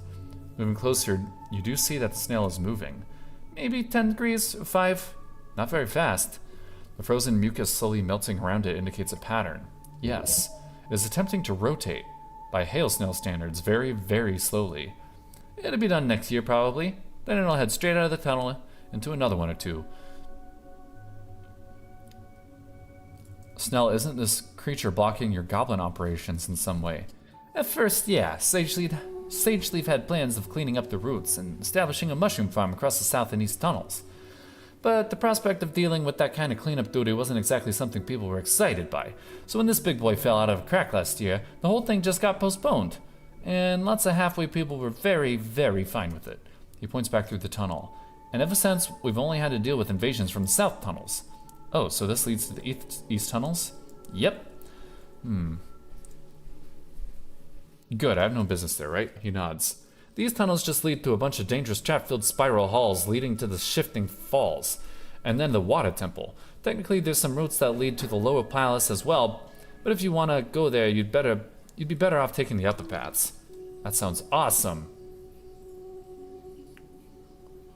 You're right. Adventure. I'm already excited for it. You don't have to try to sell it, Snell. The goblin just looks at you, his gaze giving a type of neutral, disassociated look. Basically, the snail have their work down here. That's what I'm saying. He turns to the creature and yells, "So take your time, will ya? All the time in the world." I want to pet the hail snail. That would be very cold. A lovely sentiment, but it could hurt you quite a lot. Frostbite is no joke. You could probably make a joke about frostbite, if you tried hard enough. Yeah, I still want to pet the snail. Then do it, with gusto. The esoteric frost will damage you. Man, am I gonna do this? Might as well, pet the snail. You reach forth and place a gloved hand upon the teal mucus-covered shell. It is hard, and the air is freezing cold. Your hand begins to burn. Pull back your hand. Ouch! Do you have to touch everything? I figured it was clear by the bone frigid temperature that it'd be really stupid to pet a magical ice snail. But I guess that's just me. A deep clicking emanates through the eastern tunnel. The hail snail speaks. Oh, is that what they sound like? Rub your frozen hand. By the gods, yeah. Don't get him angry. We like this guy. Good luck, snail. Okay. So, if this is east, that's north. So, south must be this way. Oh, come on. These little gnome guys are freaky. Wish they'd quit popping in and out of existence. Trifle through a pot. Another. Mushroom. So, it's this way, but I can't go this way. There's like... Oh, God, I'm confused.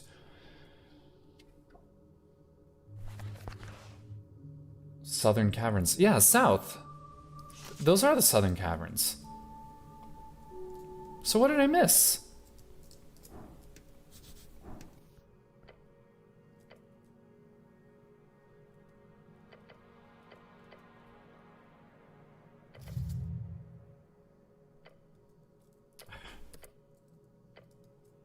Nothing there.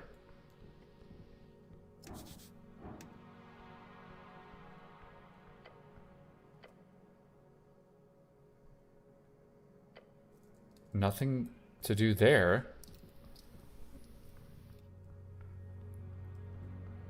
I must have missed something.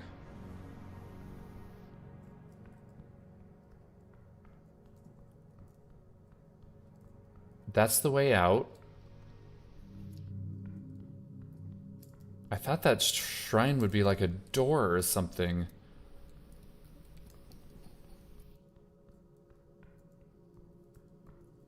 The skull? Oh, there's nothing to do with it.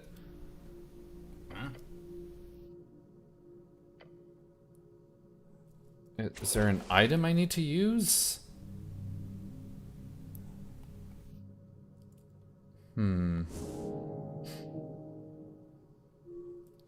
Created had an encounter with a human in yellow who was looking for a secret door to further below. Yeah, that's what I'm looking for. Moongor spotted a man yellow heading through the city below. He went through the south caves. That's where I am. J for journal. Yeah, I'm in the south caverns. But it won't let me go this way. Wait. He went through and then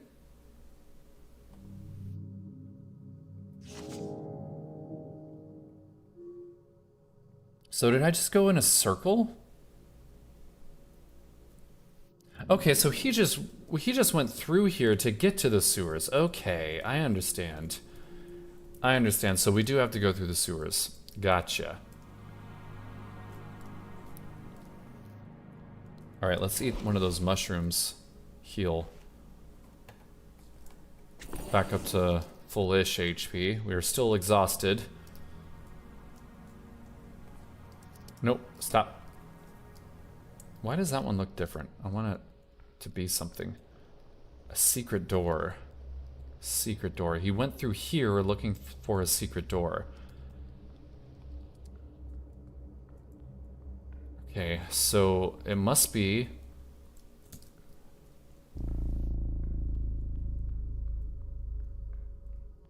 did that. I opened this door over here. This was just nothing. This was a double bluff.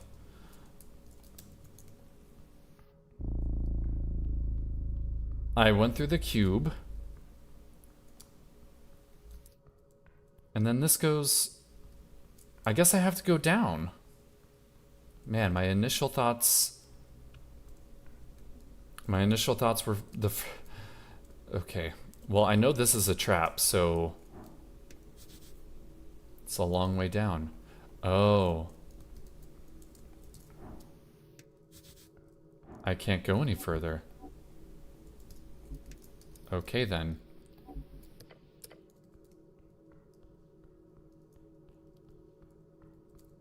I guess that's why it's a secret. Okay, well, I opened this. I'm trying to remember what this is again. Everything's fucking maze. City below the city, Goblin Garden. Okay, but this is all... This is not what I'm looking for. I mean... This one... Oh, wait, back over here. Hang on. This one goes down. I went to the secret entrance already, right here. Yeah, I already did this. That wasn't... That was just for a nice helmet. Then this way. But then through the southern tunnels, which is what I did. The fact that... The fact that this is after this makes me think that this happened afterwards. Like, his movements were... Yeah, this is kind of confusing. I mean, there must be someplace I haven't gone yet. Wait, what's that? What was that? That's the way up, not down. That was just an illusion. I understand. Okay. Alright. I know I've been through here a few times. This looks new. Okay. Yeah, I haven't seen this before. Something shiny. Alright, cool. Cool. I could hop down there. There's a guy with a pet lobster. That's neat. What is this? A calendar. It's out of date. One sec.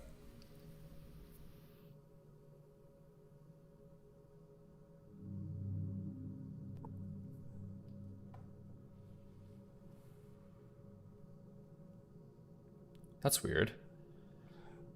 My follower count has seemingly increased, but I didn't get a notification. Weird. Embedded upon this altar, you see a circular stone slab. Whoever has worked this survey site in the past has attempted to place it in its natural position. It reminds you of a copper calendar, but far, far older. The various glyphs on the surface denote not a language, but rather sigils, it seems. The cipher of the current day. No. That has no use. It's broken. Oh. Yes, this is a useless piece of technology. If you feel it's worthy of such a term, leave the stone circle alone. Okay. Guess we're hopping down then. You glance at the step. It's a descent of approximately 50 inches. 2 meters. Yeah, whatever that means. Point is, it's not super high. These ancient bricks, they could scuff you badly. What kind of man? No. What kind of hero cannot step down a slightly uneven stone slab?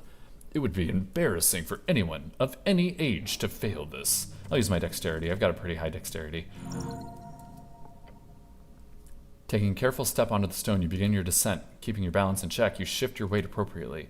Smart thinking, using your dexterity instead of brute force. This was the wise choice. Your feet find purchase, stable, controlled. You are at the bottom of the step. Let's go.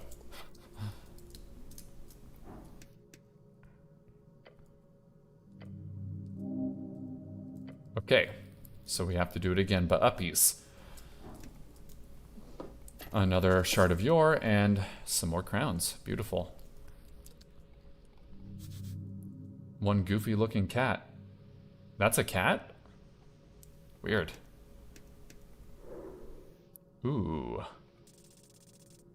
Yeah, look at that. We got all of them. Oops. Ouch. Sorry, my headphones got all whacked. This right here is the fourth pillar of the feudal system, a spelunking, delving, digging, roaming, true-blooded adventurer. Though he's seen a lot of shit in his days, Asgel still has glowing eyes set on the next prize, the true reward of a life on the trail, a horde. Alive on the trail? He will find it one day, someday, but not this day. Perhaps you will see him again. Who are you kidding? Of course you will. His expertise in the city below is not for nothing. You should keep him close. He'll be real useful if you ever want to get into that freelance dungeoneering business. Seriously, there's a lot of money in that. Cool. Have I inspected him? I have not. What am I doing? Oh, come on. Couldn't get the last one? Oh, there's several. Galman gets shit done no matter the odds. Highly competent but with a craving of validation. Just look at the way he dresses himself. He doesn't work for himself or any ideal. This goblin devotes his life for his lady. No different from a religious nut. Okay, let's talk to him. Beside the buried statue, you see someone up on a ledge. You hear the sound of working, grunting, clanging, and so on. A dwarf? Down here? Hello up there. Huh? The dwarf's smoldering eyes widen as he sees you. Look, Romulus, we've got an official visiting. That doesn't make us official. I don't know what will. Romulus rust monster. Peeking out over the ledge, you spot an orange monster creeping about. A rust monster. The dwarf appears to be friends with it. How strange. Rust monsters are known to devour metal. Keep your distance. And, nice bucket. Thanks, I found it upstairs. What a find. Good, he's playing along. Is that a rust monster? Oh yes, very correct. But no worries. He's very kind. The dwarf then mumbles to himself. When he's fed. Ominous. What are you doing here? Me? Oh, you know. He lets out a smoldering laugh. A dwarf's gotta have a hobby. Mining ancient ruins is not a hobby, it's a profession. He puts down his tools and strikes a pose. Let me introduce myself. I'm Asgel Madsen. A dark dwarf, or as they prefer, underdwarf. Pleasure to meet you. You're a Norvikian cleric, I presume. Not just, I'm the cleric of Norvik. I'll be damned. Not sure what it means, but sounds expensive. It means everything. Oh, and you've got a goblin with you. You HWBT friend? Yeah, you're that dungeoneer looking for cats, right? Cats? More or less. Hope your lady wasn't too mad about my inquiry. I'd say annoyed is a better description, but it's fine. Just don't trespass anymore. Will do.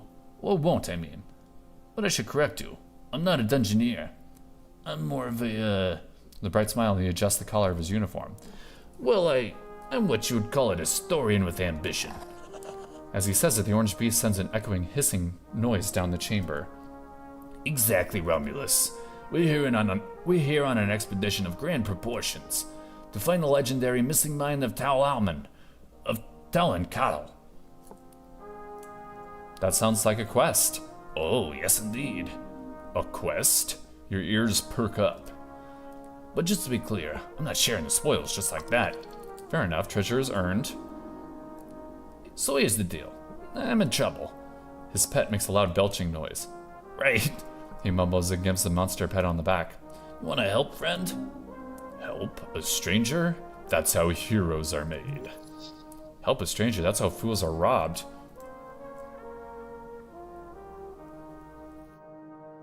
I will help you if I can. Great! You see, there's two strange ruins in this section of the city below the city.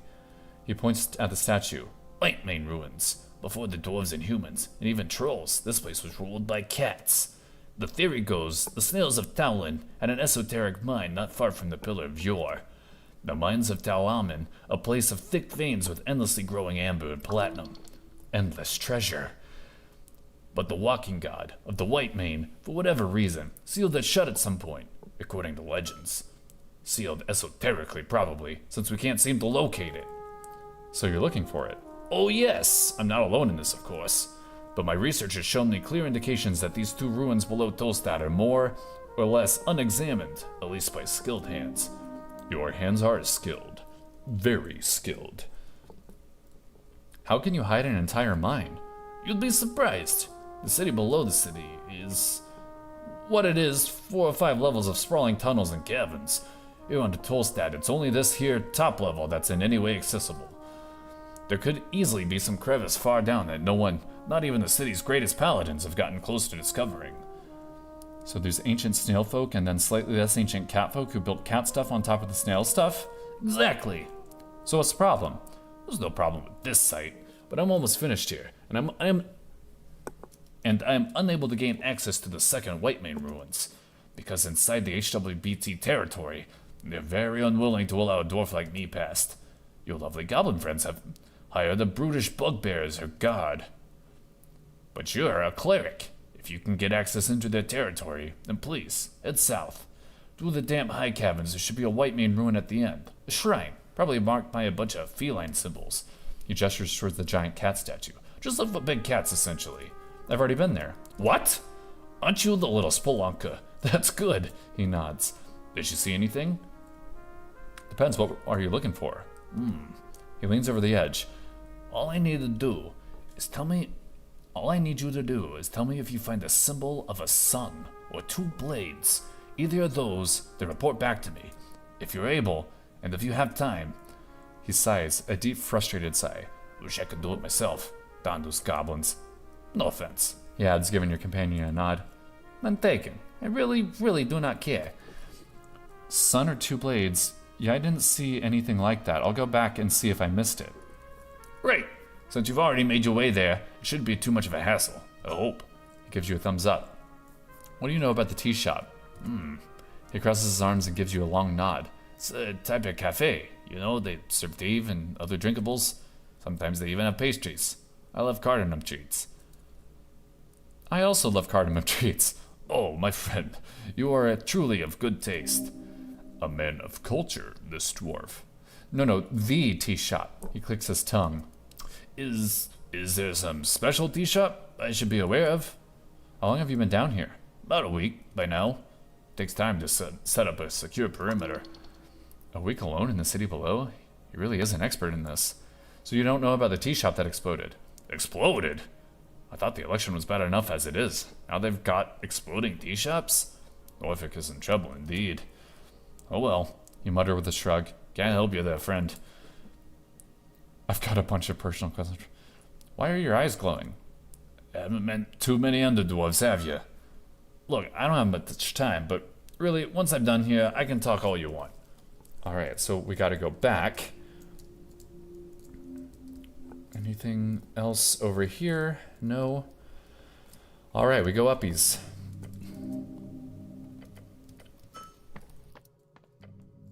Okay. So I'm looking for 2 swords.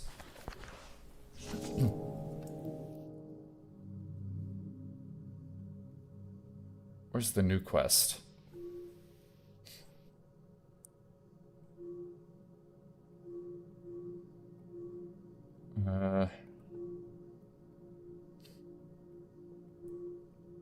Yeah. Sun, or lack thereof. Shrine. Well, the symbol of the sun must have been the light. I don't remember seeing 2 swords. It's getting to be kind of late in the night. Game time. I need to get to the coin lord guy. I guess we can try to do this first. Oh god, I'm so lost.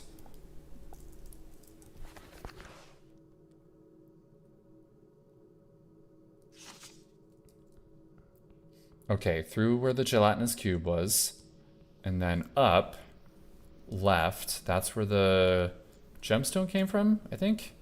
And then this way, there's Kraid. And through the one-way door here. I have an item? Oh, it's just a mushroom. Come on. through the southern tunnels. This is the only thing in the southern tunnels. Monster beastie that we defeated. 2 swords. Oh, I mean saber teeth.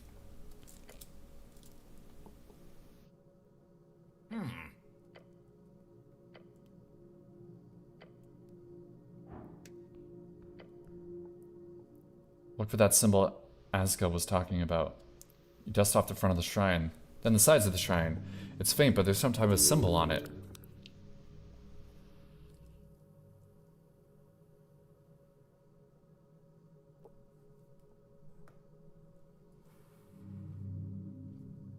It's difficult to tell what's a weathered scratch and what's a creative choice. Look closer. Yes, a symbol. A symbol of a sun, definitely. Alright, so what do I do now? Go back to the dwarf buddy, of course. Yes, tell Ascal about the symbol. He'd be great for the... Find what you're looking for? Or maybe I'll just be happy that he's happy. We'll all be happy together. Yep. Great. Happy for you. His tone and voice indicates, please, please, can we leave the scary ruin now? I should get back to Ascal then. Sounds lovely. Oh, I'm gonna keep pressing 3 instead of 4. Alright. Cool. Well, we found the sun. Nothing about swords.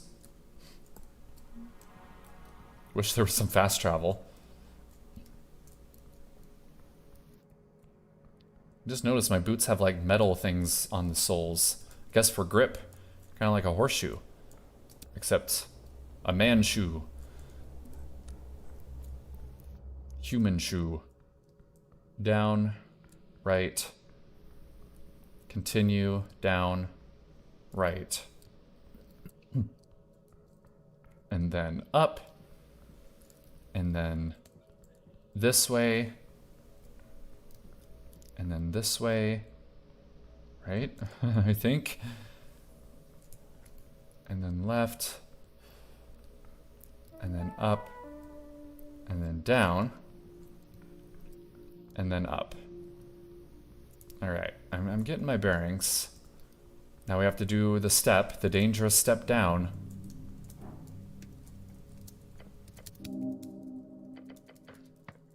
Let's go. Alright, we found your thingy. He wipes his brow and yells down to you. Hey there.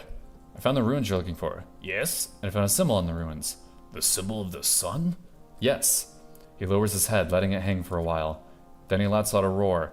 For Helvede! This time Buddy joins in and screeches. That's not a good sign. Huh? The dwarf takes a deep breath. A sun means those ruins are just the same as these, He says and taps the stone behind him. They're consecrated. The white mains would never consecrate a secret gate. Damn it. Damn it. Damn. Well, sorry. Bah, don't be. This only means one thing. At least this lead was off. Oh well. Time to regroup and rethink. After the election, that is. Here. He tosses his pickaxe to you. That's a little trick we have in the delving business. Custom-made Detect Secret infused pickaxe. A magical item as payment. Not bad. Detect secret. This is very useful. Sure is, bro. You've earned it. You've earned it, cleric. Cleric of Norfolk. Of course, the pickaxe is a bit wonky. The keyword is supposed to be secret. As in, you say the word secret, and the pickaxe casts a spell. But it doesn't quite work, so do with it as you please. Wonky magic items can be dangerous or hilarious.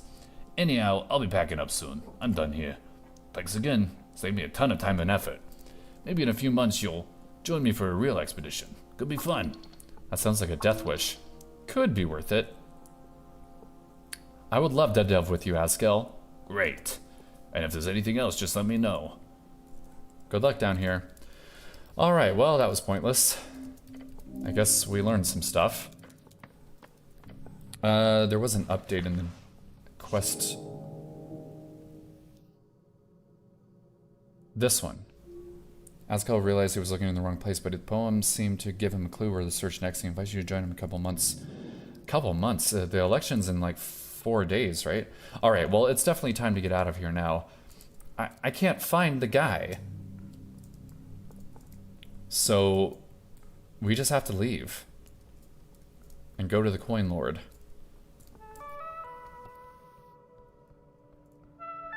right, that's a one-way. We did this. That's a dead end. This is where Kraid is. Yeah, okay. So we go this way. Then this way. Oh, what the fuck? Huh. Piece of paper. Skeleton lies crumpled against the wall. Human, male, dead for months, maybe longer. His armor's been stripped away. Only scraps of leather and cloth remain. Someone looted the corpse, or something. Sad sight. These tunnels eat people. Examine the body. You kneel down to inspect the skeleton. He didn't die from violence. Leave the body. Alright, well. We found a new thingy. You look at the wrinkled piece of paper. Its content half legible through grime and stains. An adventuring log. Highly interesting. Highly uninteresting. Understand the draconic text.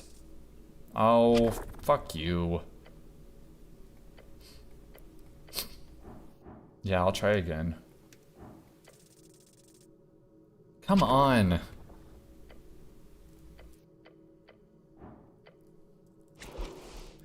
Gotta put all my intelligence shit on.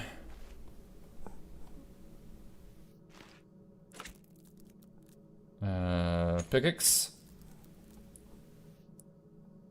Pickaxe works. Intelligence. Intelligence. Intelligence. Intelligence. Alright. Now we've got to get it. Literature. Wasting my frickin' yours. Nat 20. Beautiful. The translation forms in your mind from what you remember from your days of Tower's courses. Our master will soon return. His descendants lay in wait. The great trove of Esuth sits within the walls of the Lost Sea under the feet of the traders. I found and spoken with spirit of the firstborn son. His bones are caught in those arcane halls, kept stable by presence of a filthy goblin chieftess. As long as she holds that ground, his divine remnants will not move, but I have sealed the entrance. It will open only for a true follower. Hail, Esuth, may fire sweep the coast. A dragon cultist wrote this. Esuth, the ancient red dragon, long dead. The trove of Esuth, a legendary horde. These adventurers were hunting for it. And they failed, obviously. Dragon cultists, always so dramatic. Worshipping dead gods tends to make people theatrical. Okay, I think that was supposed to be the secret for the door that's over here. It's getting late. Anything secret over here? No? Okay.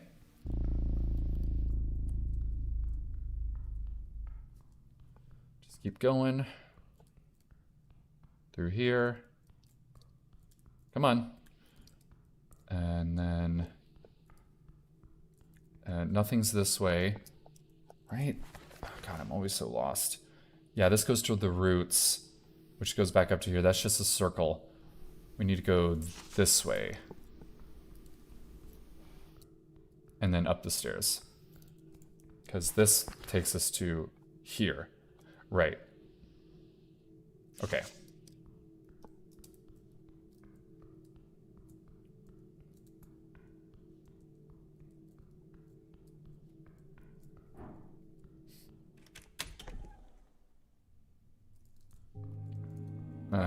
Okay, we're back here.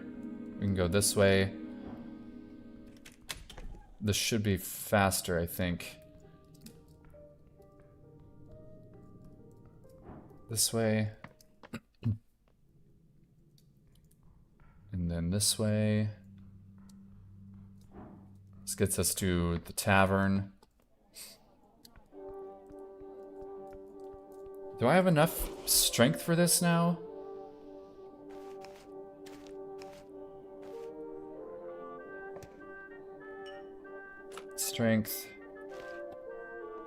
Strength. I didn't really get much that gives me strength, I guess. Nothing's reducing my strength.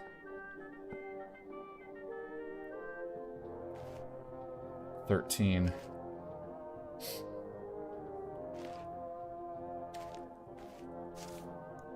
+1 dexterity, though, for that. That's kind of nice. If I need it, I'll put that on. Let's glass him. We gotta glass him. Finally gonna do it.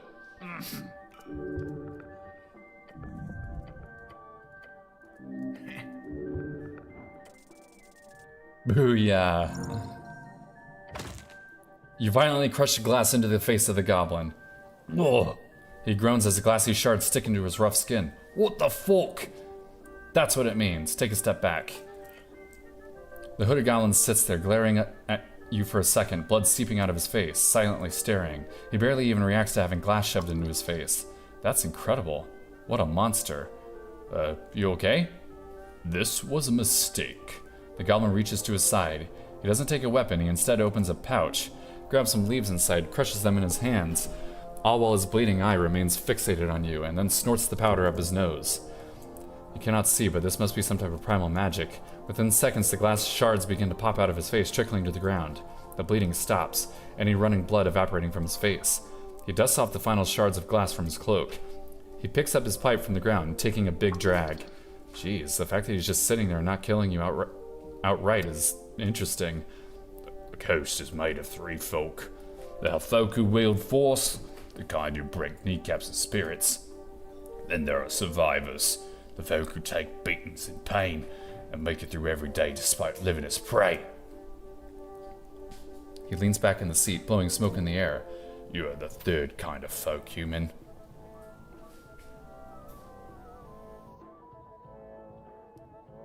Sounds like I should be the first kind. He lets off a smoky scoff.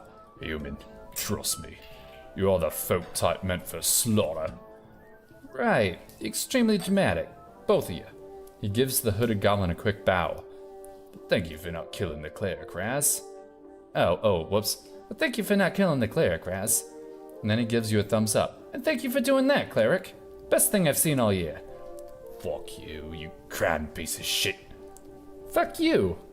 Get the fuck out of here. Alright, well, we finally did it. Wasn't really worth it. Whatever. Alright, let's get to the coin lord guy. Fucking already. Finally. Let's see if we find any secrets while we're heading there. Since we have a secret finding pickaxe now. Oh, I need to... Do I need to equip it? Guess I might as well. I might need intel. I don't think strength is necessary this right now. So I'll put on dexterity and intelligence stuff.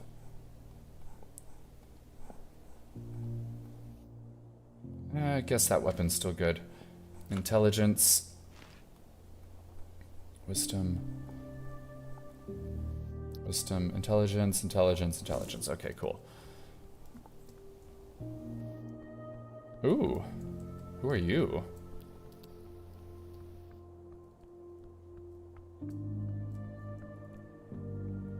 Oh, I'm going the wrong way. Damn. Gotta go this way, where the stairs are. And then this way. And then this way. Oh, she's gone. Damn. Wait, was that the bird person with the yellow cloak? Is he following me? Oh, and she's gone. Alright, well, time to finally talk to this guy.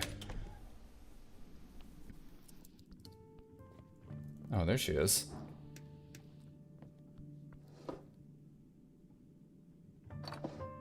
Frogmouth. What does that give me? Charisma and dexterity. Nice. Okay. We're getting more charisma. That's good. The angel stands tall. She's blocking the hallway, leading further into the Coin Lord's mansion. She looks like a giant here, despite the high ceiling. Her many eyes glare at you. Is the magistrate? Point to the stairs. She nods. He will see you now, cleric. The words leave you shaking. The goblin gives you a stern look. Yeah, this is dangerous. Super dangerous. Okay. You gonna let me through? No? A whale of many colors. Painted onto the ancient stone blocks, colorful imagery rises over you. It is faded, near gone. It's beautiful. What is this, some kind of whale? A mural of some ancient civilization. Fade era, most likely. These ancient towers around Tolstad must have been covered in such paint, long ago.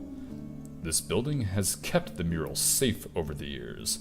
The rest have been stripped off completely by the harsh Ascanii wind. It's beautiful, truly. Alright, let's finally talk to this fucking guy. At the top of the stairs, you see a man placed upon his silken throne. His well-groomed face lit by a single bulb candle, but he does not look at you. Instead, he folds his copy of the Norvician Post in half and sighs. Once you look at that, it's Coin Lord Darrow in the flesh. My god. Your boss. You hear about this? The man slaps his newspaper. Ascalist opportunist strikes fear in Silker's Guild. He reads to you. Then he lowers the paper and mutters, 9,000 crowns in damages. Damn, that's like 2 years' salary. He looks annoyed and impressed at the same time. Protesters? Hooligans. They're just trying to get their point across. Oh, they did that. A long time ago. The magistrate takes a few quick glances at you. His eyes, he's reading you. But what can you do? It's democracy. Nod. Darrow lets out a sigh, folding his paper in half again. It's the age of crowds. That's what they call it. And the loudest voices keep shouting at me in particular, it seems.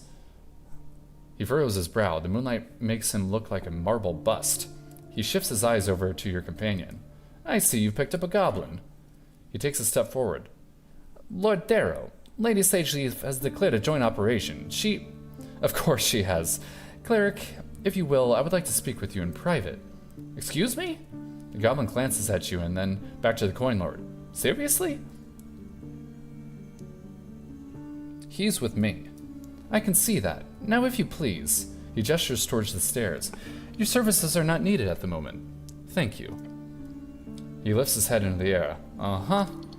Don't piss off the goblin. You want him to watch your back. Snell would appreciate if you stood up for him. No good option here. Someone's gonna get pissed. Tension. Sweat. What can you say? Snell stays. The man glares at you. Your asshole puckers.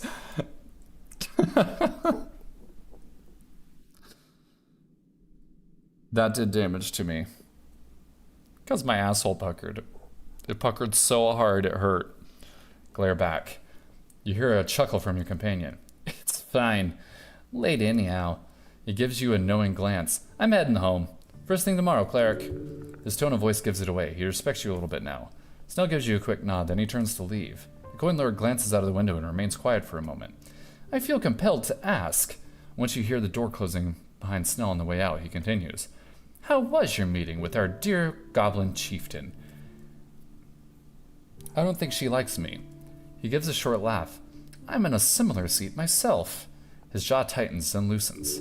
You notice a ring on his finger. It looks esoteric. The coin lord carries an iron will ring, as all good politicians do. It makes any mind-altering spells you cast on him useless. Don't waste any spell slots. I don't have any spells. I would love some spells. I must apologize, cleric. Tossing you around as a pawn in this regrettably political game of ours isn't something I'd hoped for. You obviously have much more important matters to attend to in the palace. Of course you do. Not really. I'm here to protect the city, my lord. Good, good. I'm pleased to hear that. First things first. I'm obliged to offer accommodations during your stay here on Tolstad. It's customary for clerics on a job to be given free housing by their employer.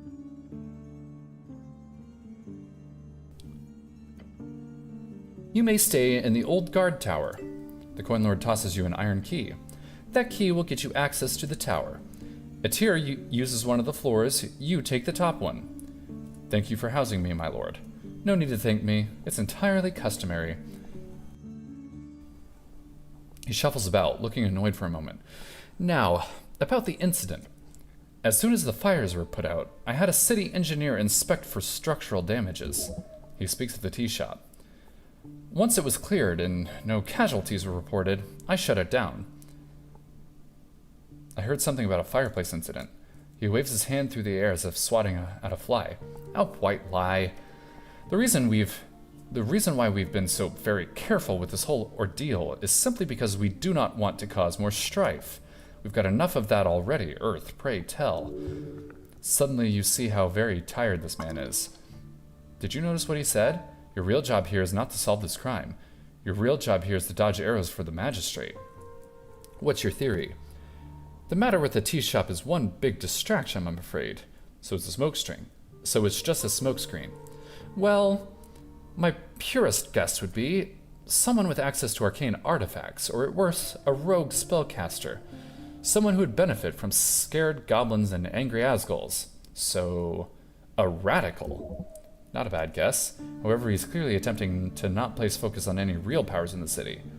What information do you have? Aggressive spread of fire, a loud explosion. Militia rush across the halfway bridge to put it out. He looks out the window. The owner is missing, but no one got hurt. Strife? This election week, cleric.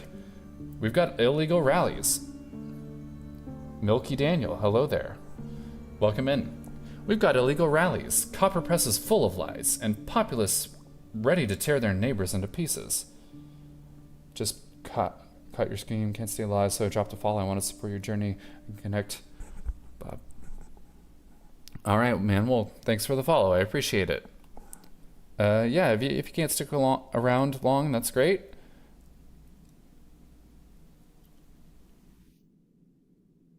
Growth starts when I take action. And populace ready to tear their neighbors to pieces. If the city is to survive, we need to play it safe. He rubs his eyes. Then we've also got a tired old Lord Patriarch who hasn't left his villa for years. Yes, Lord Patriarch Akasam. He is old, but he's hanging in there. That leaves us in charge. Me and you? No. You, the magistrates. Yes, cleric. We, along with the straggling patriarchs and other palace officials, hold the reins in this election for the party of Norvik. Trust me, it's not easy being a magistrate. Anyhow, the tea shop. He gestures for you to continue the conversation. Got it. Move on. Keep him talking. You need more info before you ask about the tea shop. Well, it might just be smart to go for the tea shop's question straight away. Who knows how you'll fuck it up if you keep asking him questions. I need access to the tea shop. He mutters. His eyes. He's thinking of making a choice. The goblins are not the only ones with eyes on our scorched tea shop. In fact, I've been advised to simply ignore the whole thing. To just let it go. That would be a sound choice if the goal is to avoid political fallout. That would be foolish. His eyes pierce through the visor of your helmet. Why? He wants your truthful answer. The city should protect its citizens no matter their political affiliations. Well, I do like 1, 2, and 3.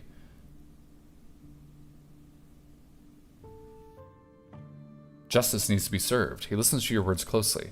Well, Sageleaf is insistent. He sighs and looks out the window. I'm in a difficult position, cleric.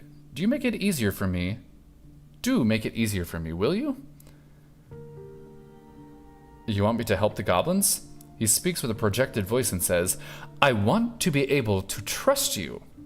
He interrupts you, continuing, trust that you'll be able to keep this on the down low. That if anything unseemly were to be uncovered, you'd of course keep such things from non-city affiliated factions. This coin-lord fellow flaps his lips like a barnacle goose, but you can follow. Do you understand? Not a question in demand. If a city-affiliated actor caused the explosion, then this coin lord is done for. Of course, he's going to be careful. Wait, this is your chance to stand your ground. Turn the tide on this fucking convo. I can't save. He's trying to steamroll me, right? Yep. Come on, stand up for yourself. He'll respect you for it. You gotta catch up. No. Just accept it. I've annoyed him. I'm not equipped for dexterity, I'm equipped for intelligence.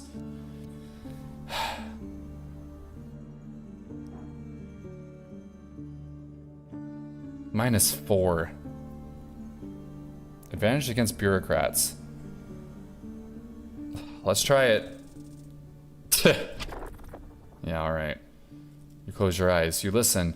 Now you big buffoon, you've got approximately 1.5 seconds before this wordmancer takes control of the conversation again. So it's time to shoot your shot. Shit, you just can't think of anything, can you? Nope, not a thing. Well, good luck to you. What do you mean? You're on your own now. You're not gonna help me out? Pfft, no way. This whole thing's fucked. So what do I say? No clue. You've just been standing here quiet for at least 30 seconds at this point. It's time for you to open your eyes. I guess I should. The magistrate is reading his newspaper. He's now lost all interest in serving your strange behavior. He glances up at you. Oh, you're finished? You started breathing funny, so I assumed you needed a moment. But it's fine. It's not like I'm busy or anything.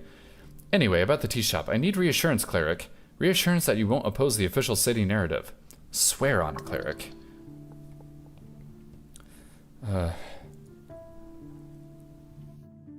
I cannot. You cannot? I won't do it. I'm disappointed, cleric. He seems a bit intrigued by your reluctance, but mostly annoyed. I simply cannot grant you access to the tea shop in that case. You'll have to find a way to tell sagely if you cannot perform your duty. Or find another way into the tea shop. I have some other questions. Oh, do you now? Ah, damn it.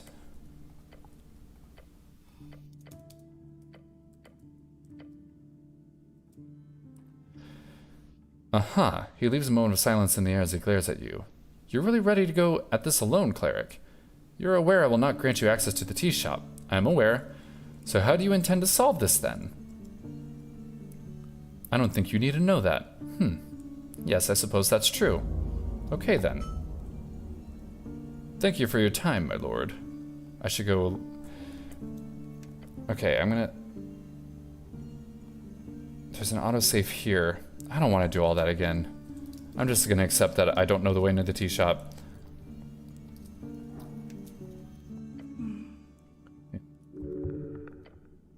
I spoke with the magistrate. She nods. Be finished with your business here. The magistrate will not have time again, cleric.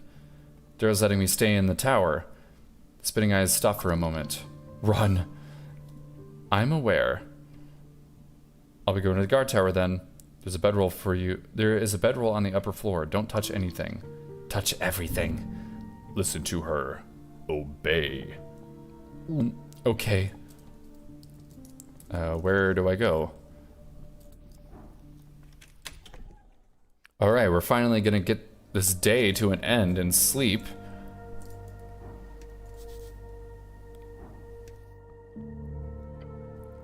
Branch from the majestic apple tree in the magistrate's yard.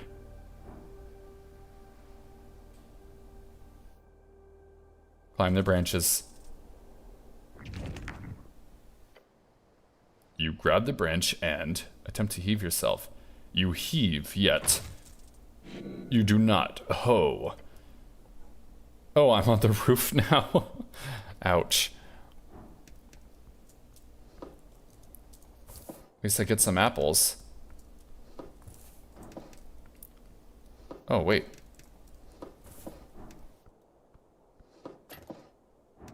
Almost missed those. Well, it won't heal me fully, but that's okay.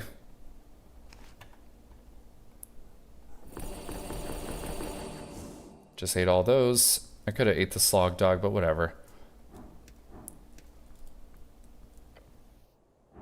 Climb the branches. Jesus. I'm gonna lose more. Only 3 this time. Whatever. Let's get this over with. It's almost been 3 hours. That's enough time for me. That's the way out. That's my bunk. Official city seals. You look over a thick pile of documents, each adorned with the symbol of a fish.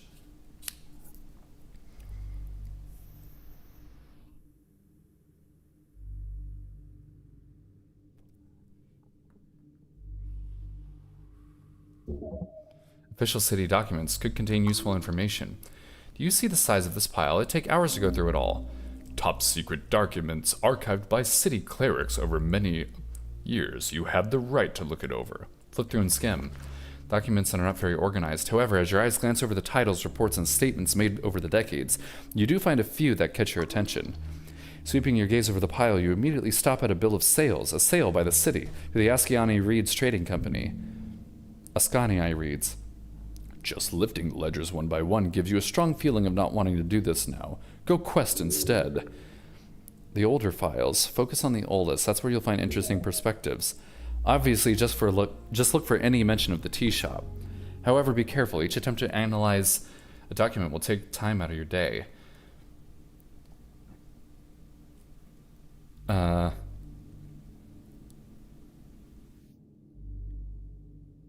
Tea shop. It's a single page going over the official statement regarding the tea shop incident on the 21st of March. You spent 30 minutes looking through the reports. There's some interesting details here, mostly things you've heard before. However, one detail that sticks out is several people do mention a man in yellow leaving the scene. That most likely is not your culprit. However, this person is avoiding the authorities and he could somehow... Then he could know something relevant. Interesting. Return the paper. 3 hour, this 5, it'll be morning. I can't do this right now. I'll do it in the morning. Alright, let's go to sleep. Bless? Yes, I have a new spell. Finally. How do I see it? Spellbook. Bless. First level enchantment. You bless yourself with divine guidance. For the duration, you add a 1d4 to all ability checks. Alright, that's pretty cool. I'm going to use the hell out of that. You approach the shrine. Pray. Contemplate the tea shop owner.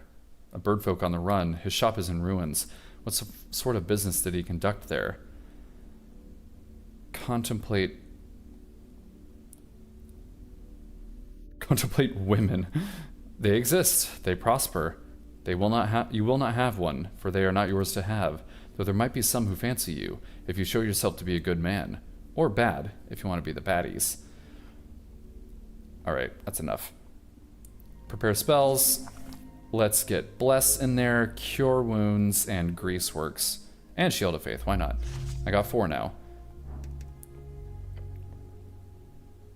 Classic Copper Calendar.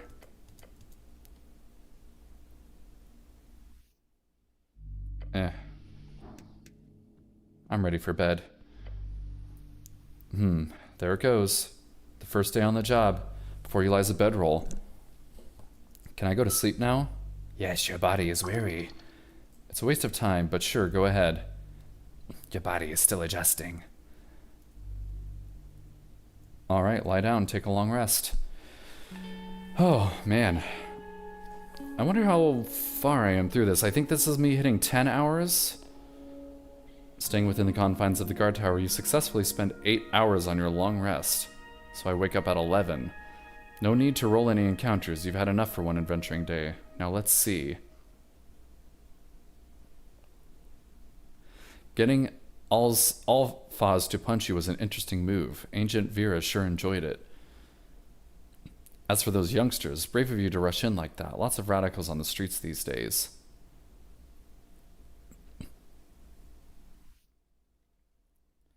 Modissa and Rollo seem like they've been at war for quite some time.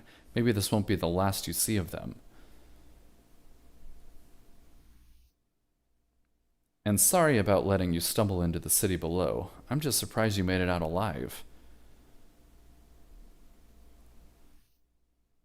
You really handled that fire chap quite well. Couldn't have done it without Snell, huh? Eh? Yeah, really. The Roper fight I did not anticipate, especially that outcome, as in that you didn't get eaten. Who is talking? I wonder.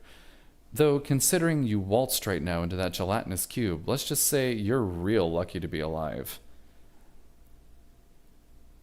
But now it's time to deal with the main quest. The tea shop awaits. Alright, well, we didn't find the man on the run, and we didn't find the tea shop owner. But we got some other mysteries and we got some more quests, that's for sure. Day 2, March 23rd, 27 PE. Your muscles strain as the second day begins. Today you need to gather more evidence. This mystery will not solve itself.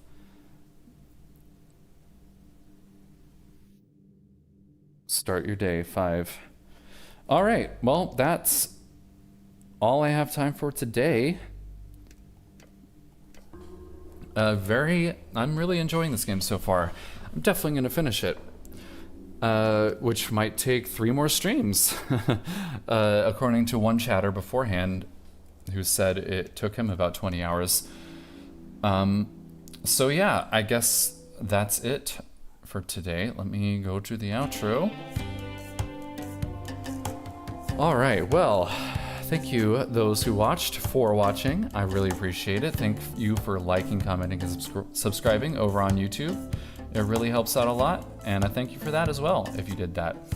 And thanks for following on Twitch. I really appreciate it. Anyway, I hope everyone has a great rest of their week. I stream Wednesdays now at 6:30 p.m. Central Time, and I stream either Saturday or Sunday around 2 p.m. Central Time. I will be continuing Cult of the Lamb this weekend. It's a great game, love it. Doing the Woolhaven expansion. And yeah, looking forward to that. All right, that's it for me. Bye-bye, everyone.